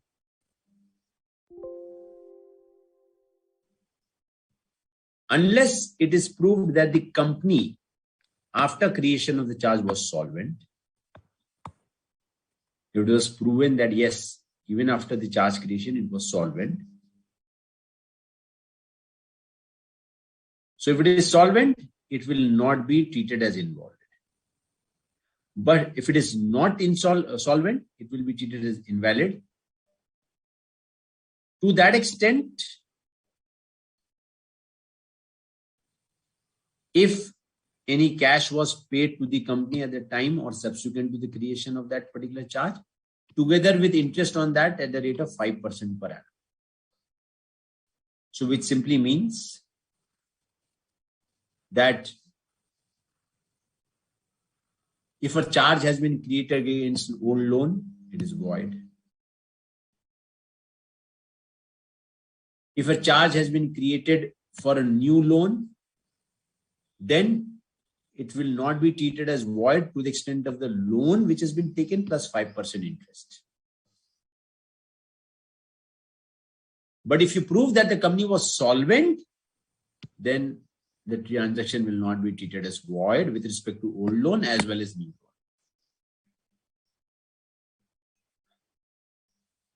So very clear-cut law and very logical also. There is no irrationality towards this because you are trying to create a charge against old loan also, which should not be done because you are trying to give a preference, which is very illogical that you are trying to create a charge for which already loan has been taken. Why that additional security has been offered to that particular old loan? Why not utilize that asset to pay, generate more revenue and pay off the creditors? Why you are giving a preference to a particular lender? And if a charge is created so that you are getting an extra amount, then it's fine. And if charge was created when everything was going on well, so there is no case of insolvency or no matter of winding up, then it is fine.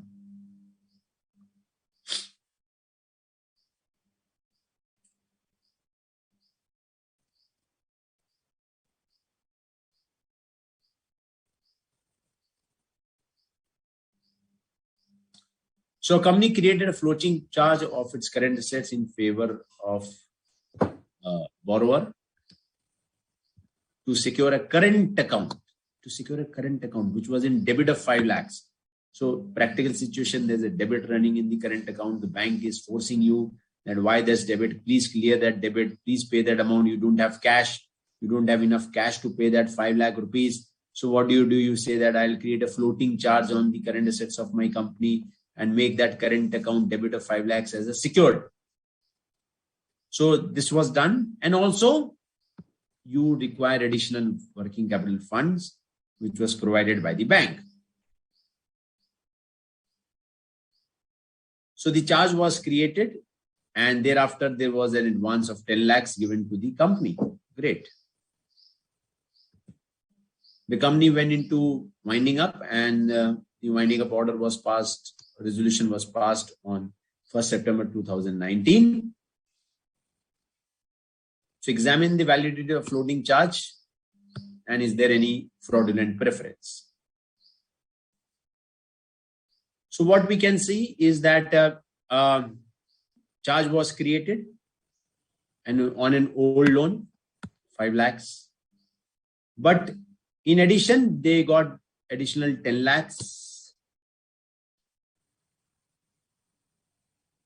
subsequent to the creation of charge. That means new loan was given to the company. So to that extent, because a new loan was given, we cannot treat the transaction as a fraudulent preference. Can the company be termed as a solvent company on the date of giving of the loan? Because there is no such information. But looking to the debit of 5 lakhs in current account, we can say that there was a problem. So we cannot term it as a solvent company. So obviously, there might be a possibility of treating the transaction as fraudulent preference. But to the extent of 10 lakh plus interest, it will not be treated as fraudulent preference. But yes, to the extent of 5 lakhs, because there was already a debit for the old loan, it could be treated as a void transaction. So for 10 lakh plus interest, no fraudulent preference. But for 5 lakhs, I can classify this transaction as a fraudulent preference transaction. So this is the impact of the floating charge to categorize the transactions under the nature of fraudulent preference based on the status of the company on the date or the date of creation of the charge. So I believe that you are learning new terms: floating charge, fraudulent preference, void transactions. These are all terms related to winding up. So if in a question these terms comes in, so you are now able to relate that this is with reference to winding up, and you can straight away answer it.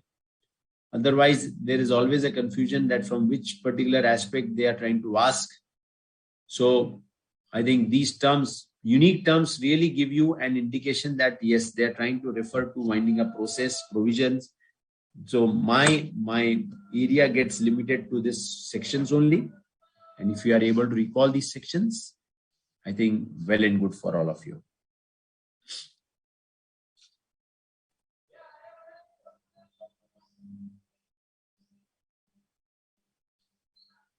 Another new term for all of you friends is the understanding of the word onerous property. Onerous property. So fraudulent preference, void transactions, void transfers, floating charge, and now the word onerous property. This is again, you will find only in winding up chapter, nowhere else. There might be certain references in certain of the sections, but primarily it will be covered under the winding up process. So let's break this section into two parts. The first part is to disclaim this onerous property. And the second part is the power of NCLT towards this onerous property. So let us understand the meaning of onerous property. Examples of onerous property could be land of any term and tenure burdened with onerous covenants, shares or stocks in companies, or any other property which is not saleable or is not readily saleable by reason of the possessor thereof being bound either to the performance of any onerous act or to the payment of any sum of money. So that is known as onerous property. Or it can be termed as unprofitable. For example, the value of the property is, let's say, 10 lakh rupees. And to get the property cleared from various issues, maybe with the property is burdened with so many unwanted construction, the property is burdened with certain other liabilities. So the cost of all those, removing those liabilities and construction may be more than 10 lakh rupees. So it is better that I disown that property and say that I don't need that property. So whoever has that property may take that property. So that property becomes an onerous property. So any property which is burdened with any onerous covenants, covenants means the conditions attached to that particular land, any investment in any stock or shares, there might be a pledging of all those stocks, and against that we have a liability. So it is better that I don't take those stocks because of certain liabilities attached to those stocks. I have a property which I'm not able to sell easily because I have to perform certain actions. against those property, because when I have entered into the contract, I have mentioned that I will do A, B, C, D acts. Maybe I will build up a property, I'll build up a building, I'll build up a particular office or any other thing on that particular property, which I'm not able to do that. And if I want that land, I have to perform those actions, or when it is unprofitable. So this job is to be done by the liquidator of evaluating if the company has any onerous property or not. And if they think that, a liquidator thinks that there are certain kind of properties which are onerous in nature, then the liquidator may disown that property and term it as onerous property.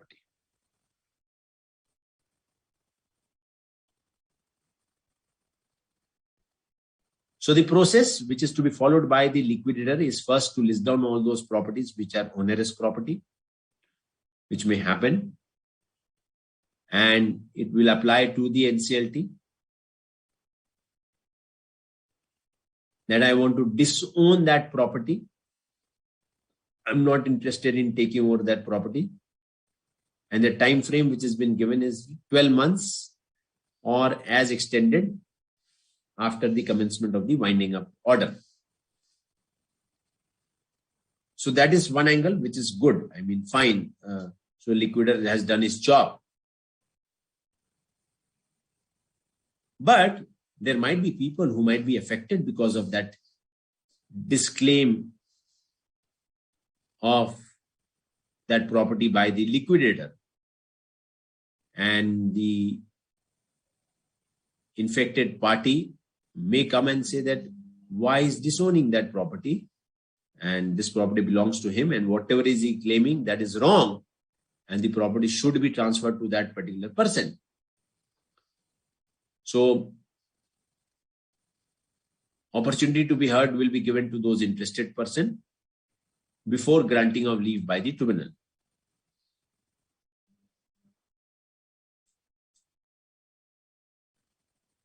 Now, the other situation could be the company, the person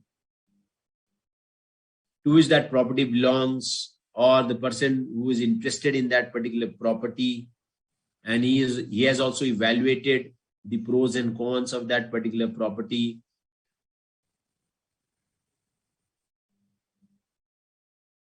He may also come to liquidator. He may apply to the liquidator. He may apply to the liquidator and ask him to decide whether he wants to disclaim or not within 28 days. Within 28 days. Now, this is very important, friends. The normal time period which has been given to the liquidator is 12 months, the normal time period. But here we see that the other party may apply to the liquidator that this is the asset where I'm owning that asset, and these are the terms and conditions of that property. Please let me know whether you want to disclaim it or not. So within a short frame of time where the liquidator has just taken over the company, this application comes in and he has to decide. And suppose he fails to reply, then later on, he loses the right to disclaim. Later on, he loses the right to disclaim. If he is not able to give a proper reply to the interested party, he loses the right to disclaim that property. So later on, he cannot disclaim it and he has to take over that asset. So this may be one of the ways where the interested party may get the liquidator under his trap and may not give him sufficient time to judge whether to disclaim or not.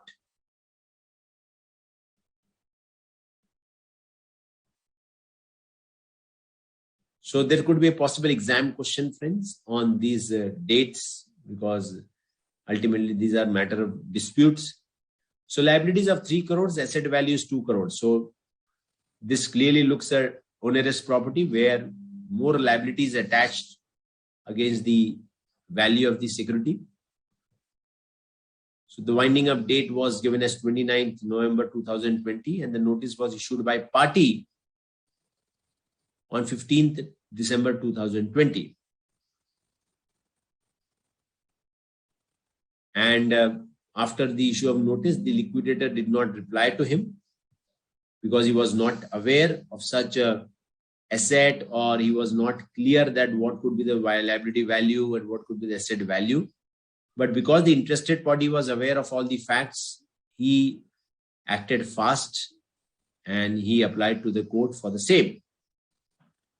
So when no reply was received by the interested party from the liquidator within this time period, thereafter, if the liquidator approaches the tribunal to disclaim that onerous property, he will lose that right to disclaim that onerous property.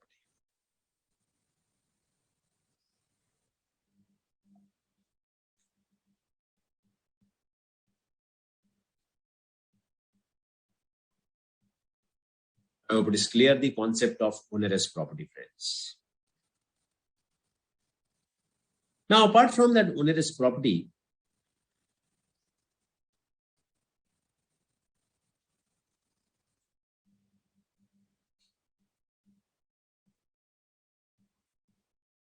there might be certain contracts entered by the company with a particular person. And because of winding up, that contract is being left in between and there's no fulfillment of the terms and conditions of the contract. Then that person may bear the loss, is subject to certain losses because of the rescinding of the contract. So what he can do, that person who has affected because the contract is not getting fulfilled because the now company is under winding up, so he will apply to the tribunal asking the rescinding the contract on such terms as to payment by or other to the either party of the damages for the non-performance of the contract. So that person may apply to the tribunal asking them to pay damages, asking the liquidator to pay damages for the non-performance of the contract. Now, obviously, how will the company pay certain amount as a damage? Already the company is under winding up, does not have any funds. So the tribunal may order for payment of damages or anything which the tribunal considers just and proper.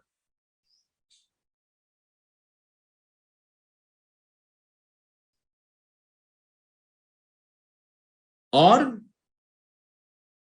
the tribunal may order that this amount may be treated as a debt in the course of winding up. So this amount was due to this company, to this person. So this will be treated as a debt. Now, which type of debt? Obviously, it will be treated as an unsecured debt. And accordingly, it will fall under the category of 327 in terms of preference of payment.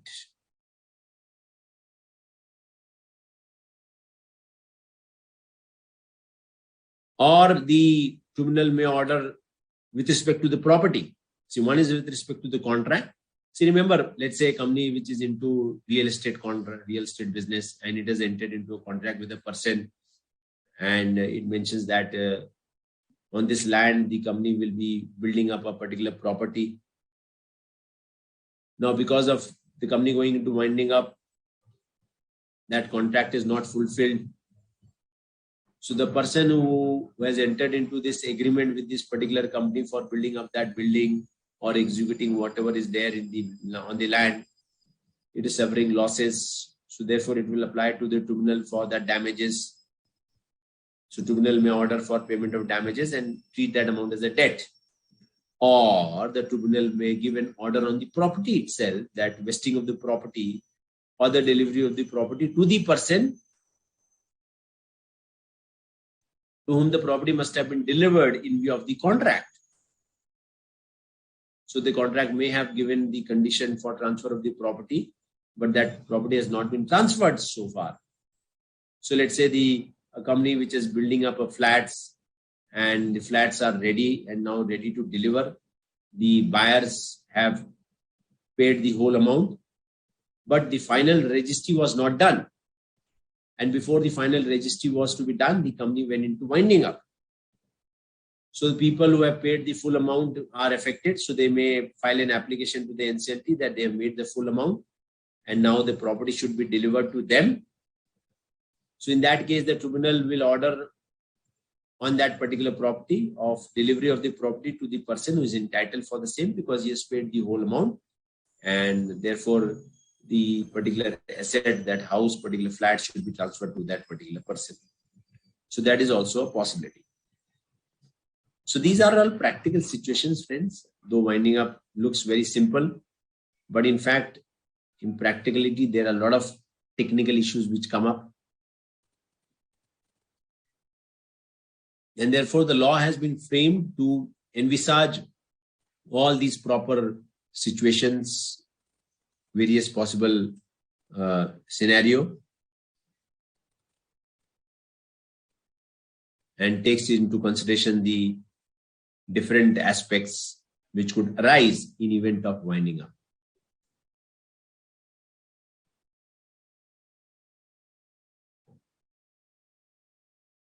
Any questions? Sainam, I explained what is onerous property. Onerous property is a property where we have certain covenants which are attached. And example of onerous property is any land or tenure burdened with onerous covenants. As I said, let's say there is a property lying with the company, but there are certain conditions attached with those land for which the company may not be able to fulfill, or fulfillment of those conditions may prove to be very costly affair in comparison to what the value of the land is. So the value of land of maybe of 20 lakhs, but the covenants attached to that particular land is costing the company around 25 lakhs. So that may be treated as an onerous property.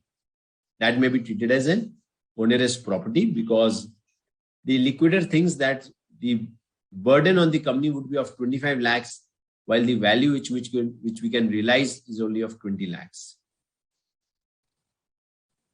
So it is not profitable to take over that asset. So it is better to disown that property, and that is known as onerous property.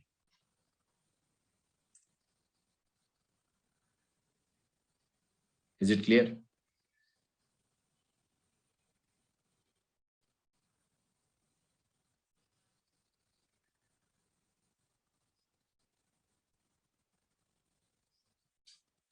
So through this, we have covered the various important aspects of winding up, friends, where technical terms, the mode of payment have been touched upon, and from 326 till 333, these are very typical representative sections of winding up. So if you are able to go through and learn these provisions, I think you have mostly covered the winding up aspect. So 90% of the winding up would be covered, what we have discussed earlier in our previous lecture plus today morning. And then when we started with the preferential payment mechanism, from that particular portion to 333, I think more than enough for getting good marks out of this particular topic.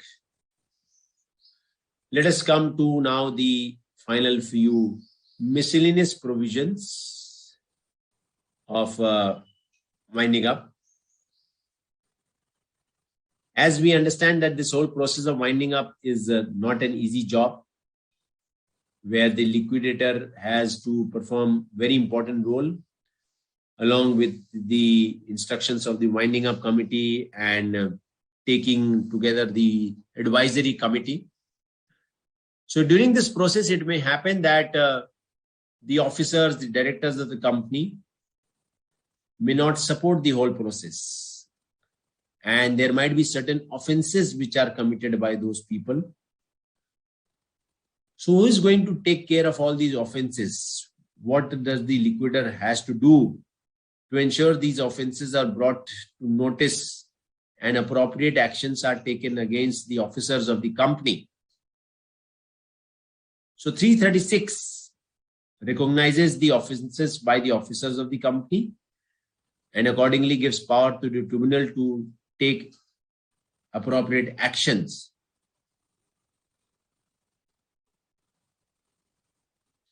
Against those people. So what are the kind of offenses? So this is purely theoretical, friends. Direct 4-mark question could be asked. So I'm just trying to cover only few relevant residual sections of the winding up, which are important and which could give you the extra edge. So 336 talks about non-disclosure of asset. When you are hiding something, you have not disclosed a property which belongs to the company, not delivering that property, not handing over that property, along with all the books and documents which are required, not providing any kind of further information, which is very generic. I mean, apart from very specific, these are all general things. Material omissions being done. You prevent the production of any books or paper to any person. You prevent a person from delivering those information, displaying fictitious losses or expenses. This is important, friends. This is where you have to conduct that forensic audit. This is where the chartered accountant role becomes very important. And the auditor who has certified those books of accounts, he may be also subject to certain inquiry because you are displaying certain fictitious losses or expenses which are not being incurred, but actually they are being incurred in the books of the account. False representation being made, giving wrong affidavit, wrong statement during your summon. So you are making false representation, very important. So you may be subject to an offenses under 336. So wide coverage of all the actions.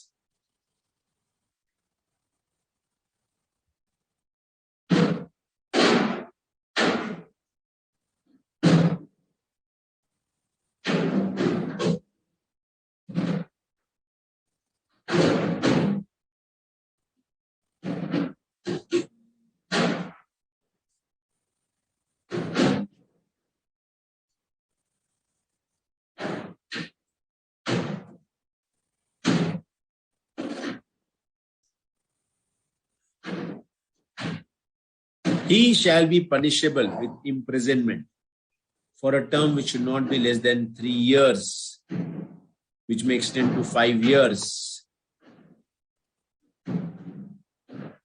Fine not less than 1 lakh, which may extend to 3 lakhs. 3153 or 3513. Fine and jail. 3513. 3513.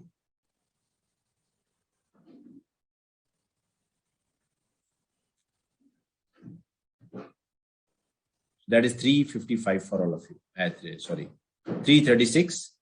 So it consists of a whole lot of transactions. So primarily, these are the major transactions, 8 transactions. And the time limit for certain kind of transactions is 12 months. Within 12 months, before the commencement of winding up, conceals any property to the value of 1,000 rupees or more. Fraudulently removes any part of the property to the value of 1,000 or more. So with respect to all these, the time limit is 12 months. Before that, if he has done that, what is going to happen? That's the question. The time limit is 12 months. And before that, if he has done that, is there no action will be taken. Yes, there could be an action under a restitutory clause. You can always blame it that the company has the officers of the company have concealed or fraudulently removed that. But under 336, the time limit has been given as for 12 months.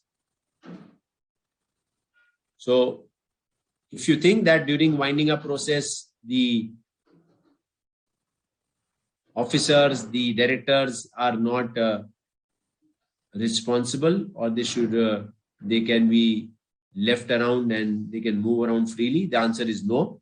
See, remember there was one section about 288, 289 where support was expected from the directors and the officers, and if no support is provided, then there will be subject to again punishment and penalty. That was another section. So here we are talking of the offenses. One is support and second is offenses. Offenses is deliberately doing it with some mana fide intention. While support may be for certain reasons, which may not be the intention, may be malified, but then again, if you are not providing the proper support, you may be subject to penal consequences. That is again under 288, 289. But here it is offenses by the officers of the company.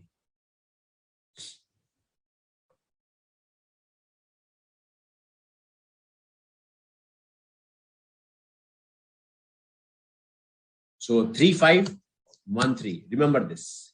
3513.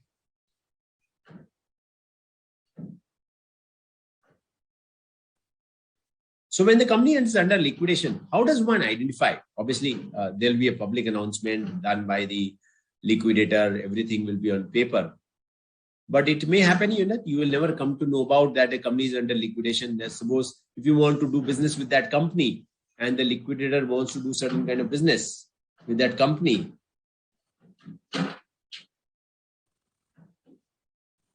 and you are not aware of what is happening in the company, so you may fall under the trap that, okay, the company is under winding up and I'm doing a transaction, and which may be subject to a lot of ifs and thens.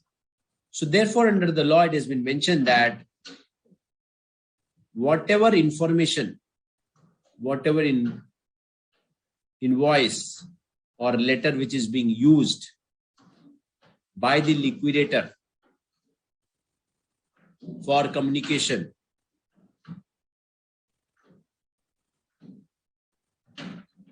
it should carry a statement that the company is being wound up. It should carry a statement that the company is being wound up. So that means everybody will be aware of the fact that this company is under winding up under the Companies Act. And if you are doing any transaction, you are writing something to the company, you should take care of all this before doing any transaction with the company. So this is the job of the liquidator or the officer of the company, if there are any, because of being a going concern. So if there are any, they should ensure that this statement is mentioned in the any communication that the company is being wound up.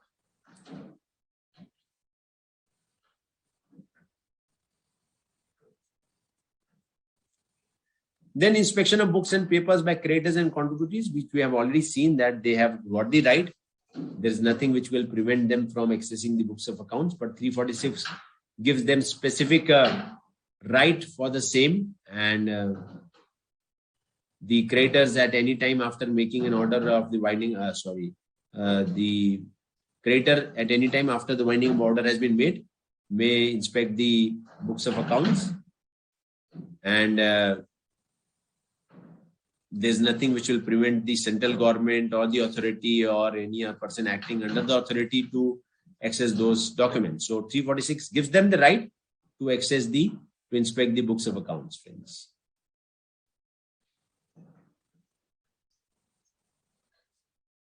This is important, relevant from exam perspective. We are not touching upon the other smaller sections, 341, 342 and so on, because they are totally irrelevant with respect to exam, more of procedural part.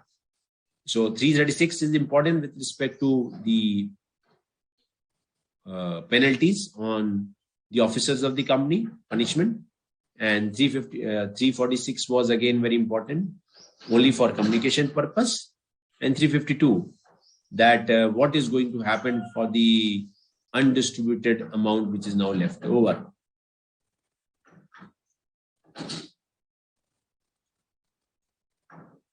So there are money in the hands of liquidator with respect to dividends payable to any creditor, but which had remained unpaid for 6 months after the date on which they were declared.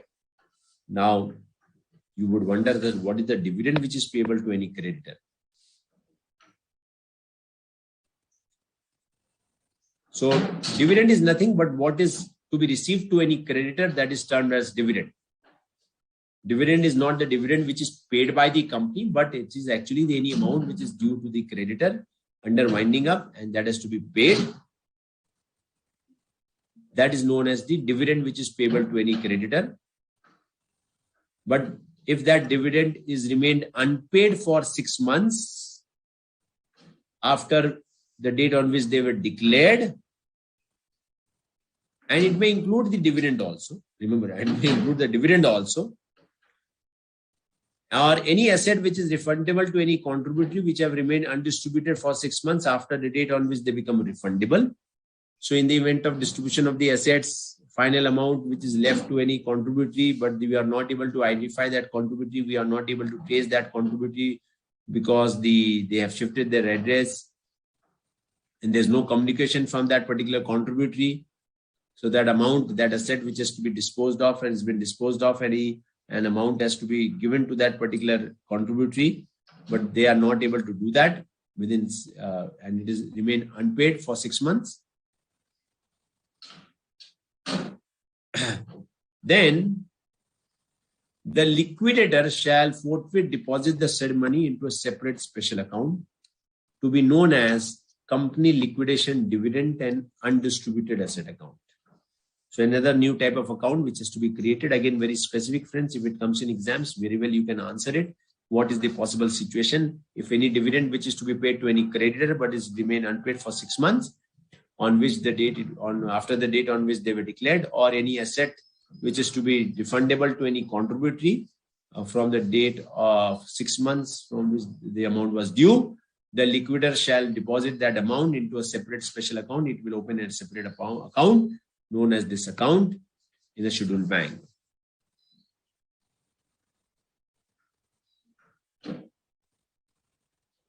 So account has to be opened, and on the date of dissolution of the company, pay that amount to this particular account, transfer that amount to this particular account.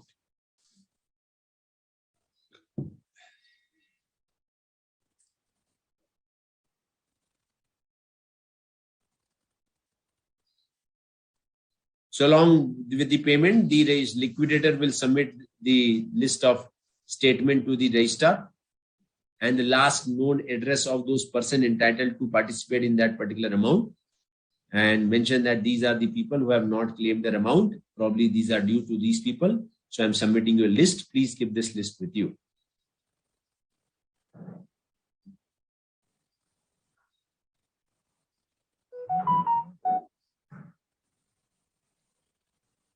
Now, the important part. Suppose you were a contributor or a shareholder of a company and you come to know that this company has already been wound up and you were entitled for certain amount for which you have not received it. So how do I claim that amount? So for claiming that amount, you have to apply to the registrar for the payment thereof. And once the registrar is satisfied that the person who is claiming is the right person, is the correct person to whom that amount is due, then the registrar will pay that amount within 60 days from the date of receipt of such an application. So this is basically the whole process has been designed to ensure that the right person receives that amount, and if nobody comes in, the amount is lying with a particular account under the monetary supervision of the ROC. And if that amount is remaining unpaid for 15 years, which is long enough time, friends, long enough time, before somebody comes and claims that amount shall be transferred to the general revenue account of the central government. That amount will be transferred to the general revenue account of the central government. Any doubts, friends? Any questions which is coming in your mind? Winding up, as I said, is scoring. If you know the process, a typical process, step-by-step process, and very logical. Understand few terms which are relevant, which are purely in relation to winding up. If you get hold of those terms, I think you are there to score good marks for this particular chapter. And as I said, you don't expect a very technical problem coming out of this particular topic. A simple technical problem would come in, which I think we have covered in our discussion. You can very well answer to those technical questions. Because as of today, as I said in the starting of the lecture, the winding up is a new provision under the New Companies Act, with the rules being framed in 2020. So you will not find many cases under the New Companies Act. There might be situation under the Old Companies Act. Those questions, those situations could be reframed within the New Companies Act. That is fine. But again, winding up has been the last resort, and you will not find many of the companies under winding up also. So it's a good topic for all of you, so that you can cover reasonably good marks in this particular chapter. So here is one question for all of you. With respect to this distribution of asset.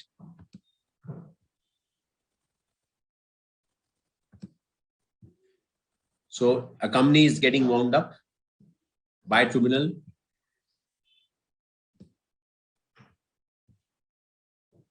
And the liquidator has a sum of 45 lakhs, which was deposited in liquidation, dividend, and undistributed account.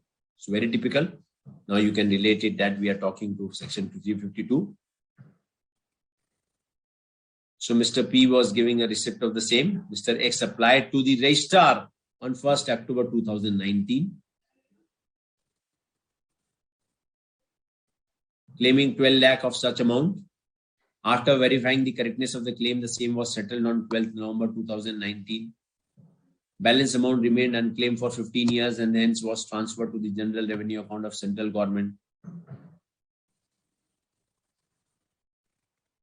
It was noted that a sum of 6 lakhs was retained by Mr. P, which should have been deposited by him into the company liquidation account.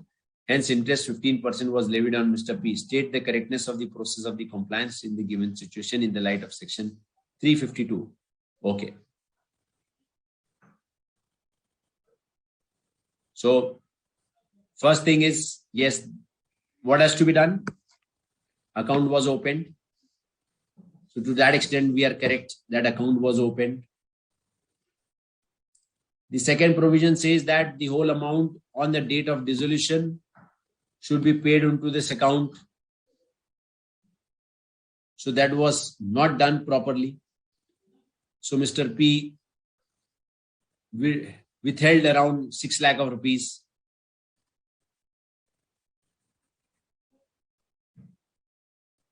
Then the liquidator should have submitted a statement in the prescribed form to the registrar,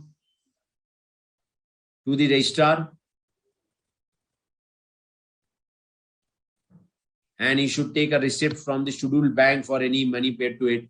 So he has taken a receipt that is mentioned in the question.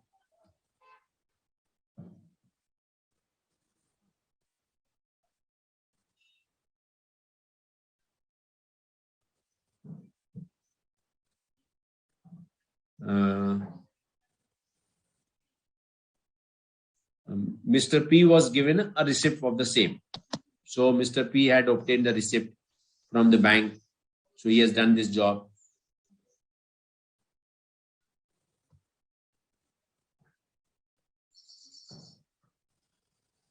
Thereafter, any person who wants to claim, he will apply to the registrar. That has been done.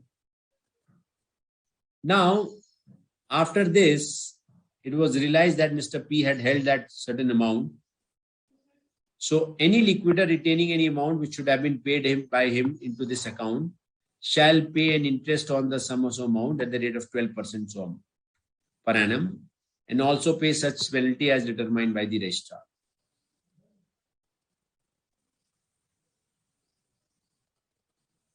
So here, 15% was levied on Mr. P, which is wrong. 12% per annum should have been levied on that particular liquidator. So to that extent, that calculation is wrong. But otherwise, Mr. P has been liable to pay 6 lakhs but plus 12%.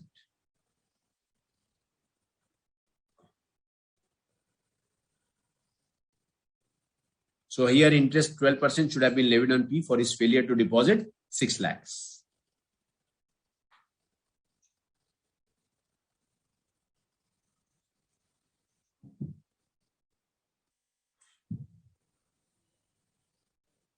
Another example, Mr. T is appointed as the official liquidator for carrying out the winding up process of FSM.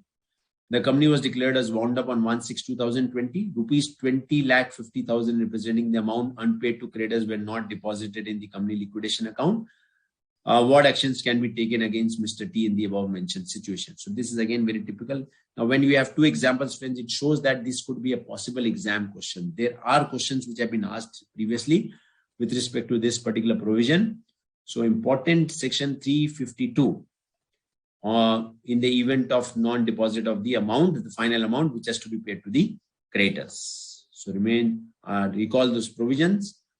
Penalty 12% plus any penalty imposed by the registrar. So process should be very clear. Open an account, deposit that account, deposit the amount, take a receipt, submit a statement to the registrar of all the pending of the list of the pending claimants along with the last addresses which you have. And once you do that, fine. Person who wants to claim, apply to the registrar. Within 60 days, the registrar has to pay that amount after certifying everything. Fine.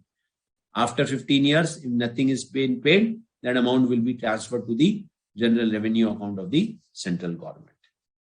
These three things plus the penal consequences.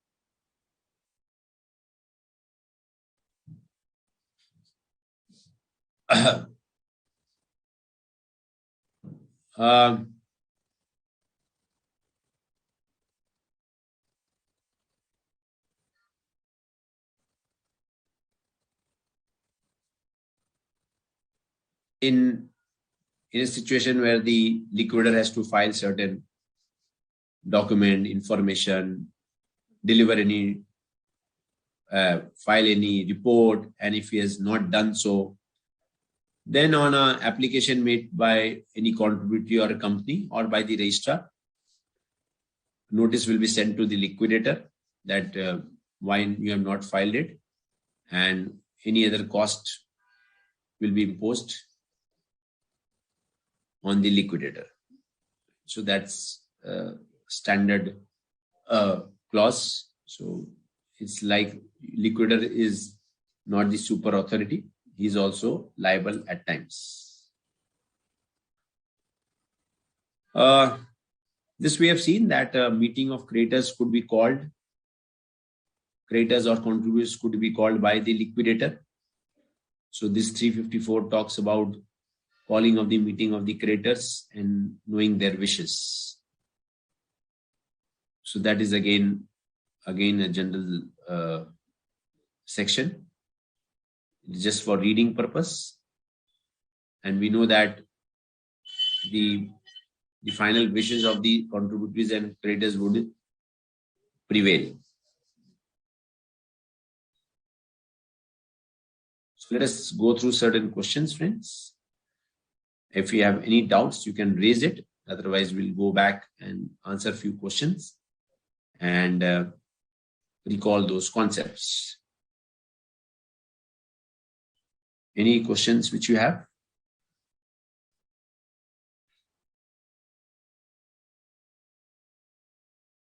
So you've spent enough time on understanding the whole concept of winding up, covering different aspects.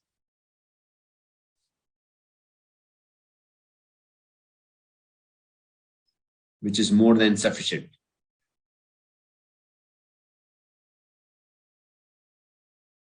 No? So no questions. Let me go back.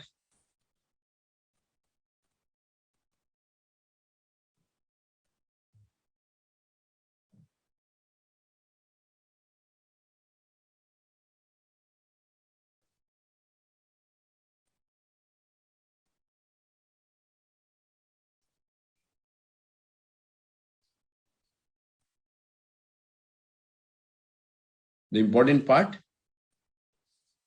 the overriding preferential payment. Overriding preferential payment.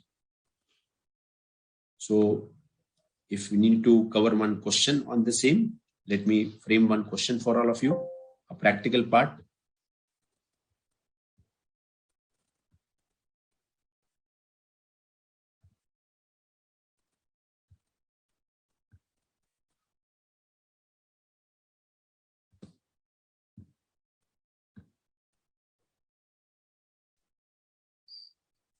So the situation is,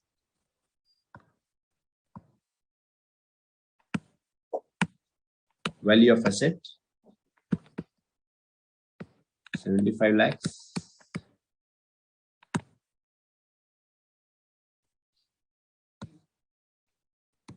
Secured greater 25 lakhs.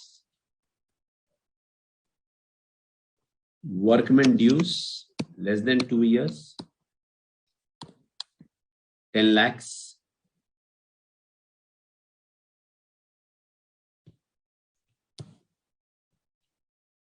Workman dues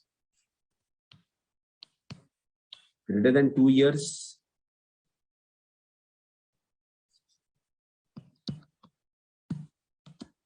25 lakhs.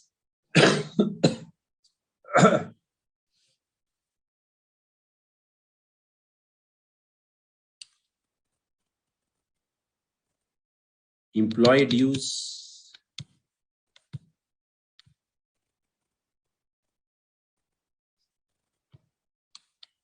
equal to 4 months 5 lakhs. Employee dues more than 4 months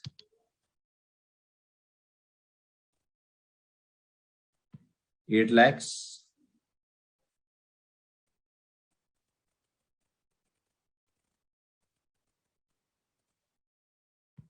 Government dues 5 lakhs. Government dues 5 lakhs.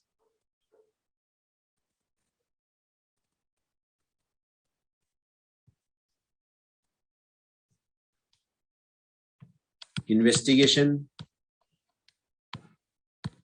1 lakh.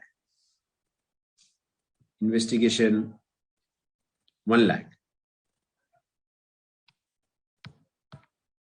Now, how do I distribute this amount? How do I distribute this amount with respect to 326 and 327? 326 and 327. So let us start the calculation part, friends.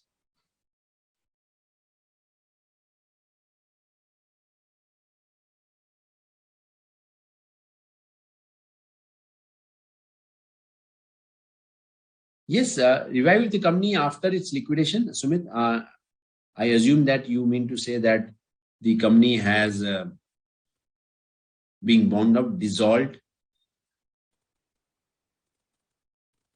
and everything is over now, everything is distributed, and you want to revive a company after everything is over. I would say possibly yes. If it has been proved that whatever was done was fraudulently done to close down the business, and on an application done by any of the creator contributory, they prove that this dissolution is not as per law and the whole intention was fraudulent, the tribunal may give an order of reviving that company and restoring the company to its original state. So it all depends upon the scenario, friends. If it is proven that everything was fraudulently done, I think nobody can stop the court for reversing the decisions taken.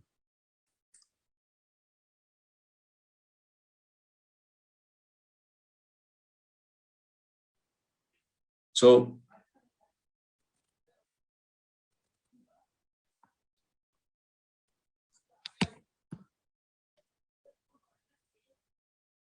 step 1.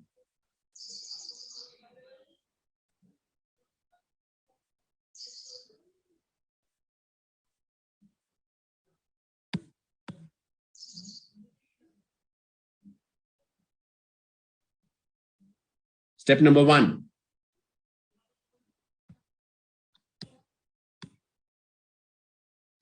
$10 lakhs.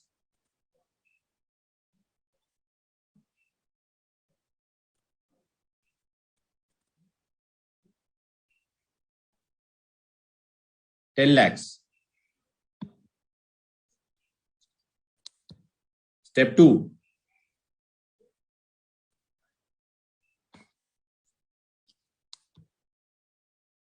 Step 2.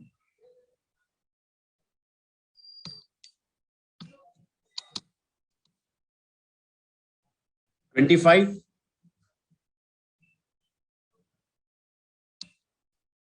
plus 25.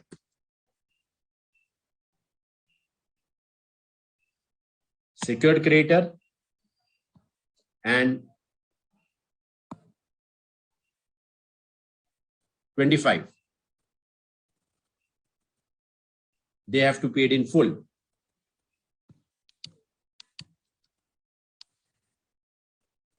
Paid in full. So 10 lakhs plus 50 lakhs. Total 60 lakhs.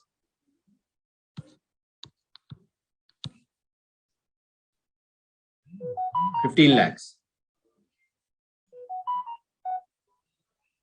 15 lakhs now.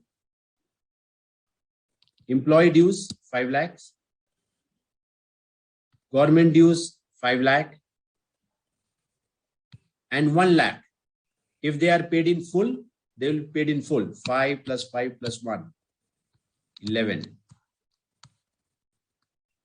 4. And the remaining 4 will now be paid to employee dues, which is more than 4 months. To employee dues, which is more than 4 months.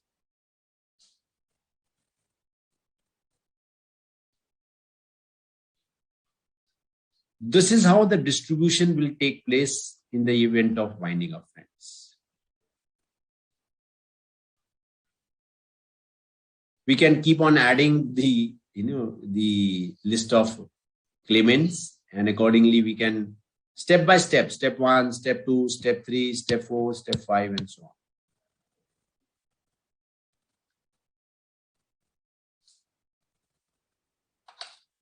So friends, in this way, we have completed the whole winding up process, covering different aspects of the process, right from section 271 till 356. So remember the important sections, friends. I believe now you are very well versed with the important section. So 326, 327, 328, 331, 332, 333. 336, 352, these are important, and then from 271 till 301. So that was the whole coverage under winding up. If you have any questions, you can raise those questions. I'll share this presentation with the Board of Studies, and probably the presentation would come to you along with the MCQ part, and you can review and revise as and when required.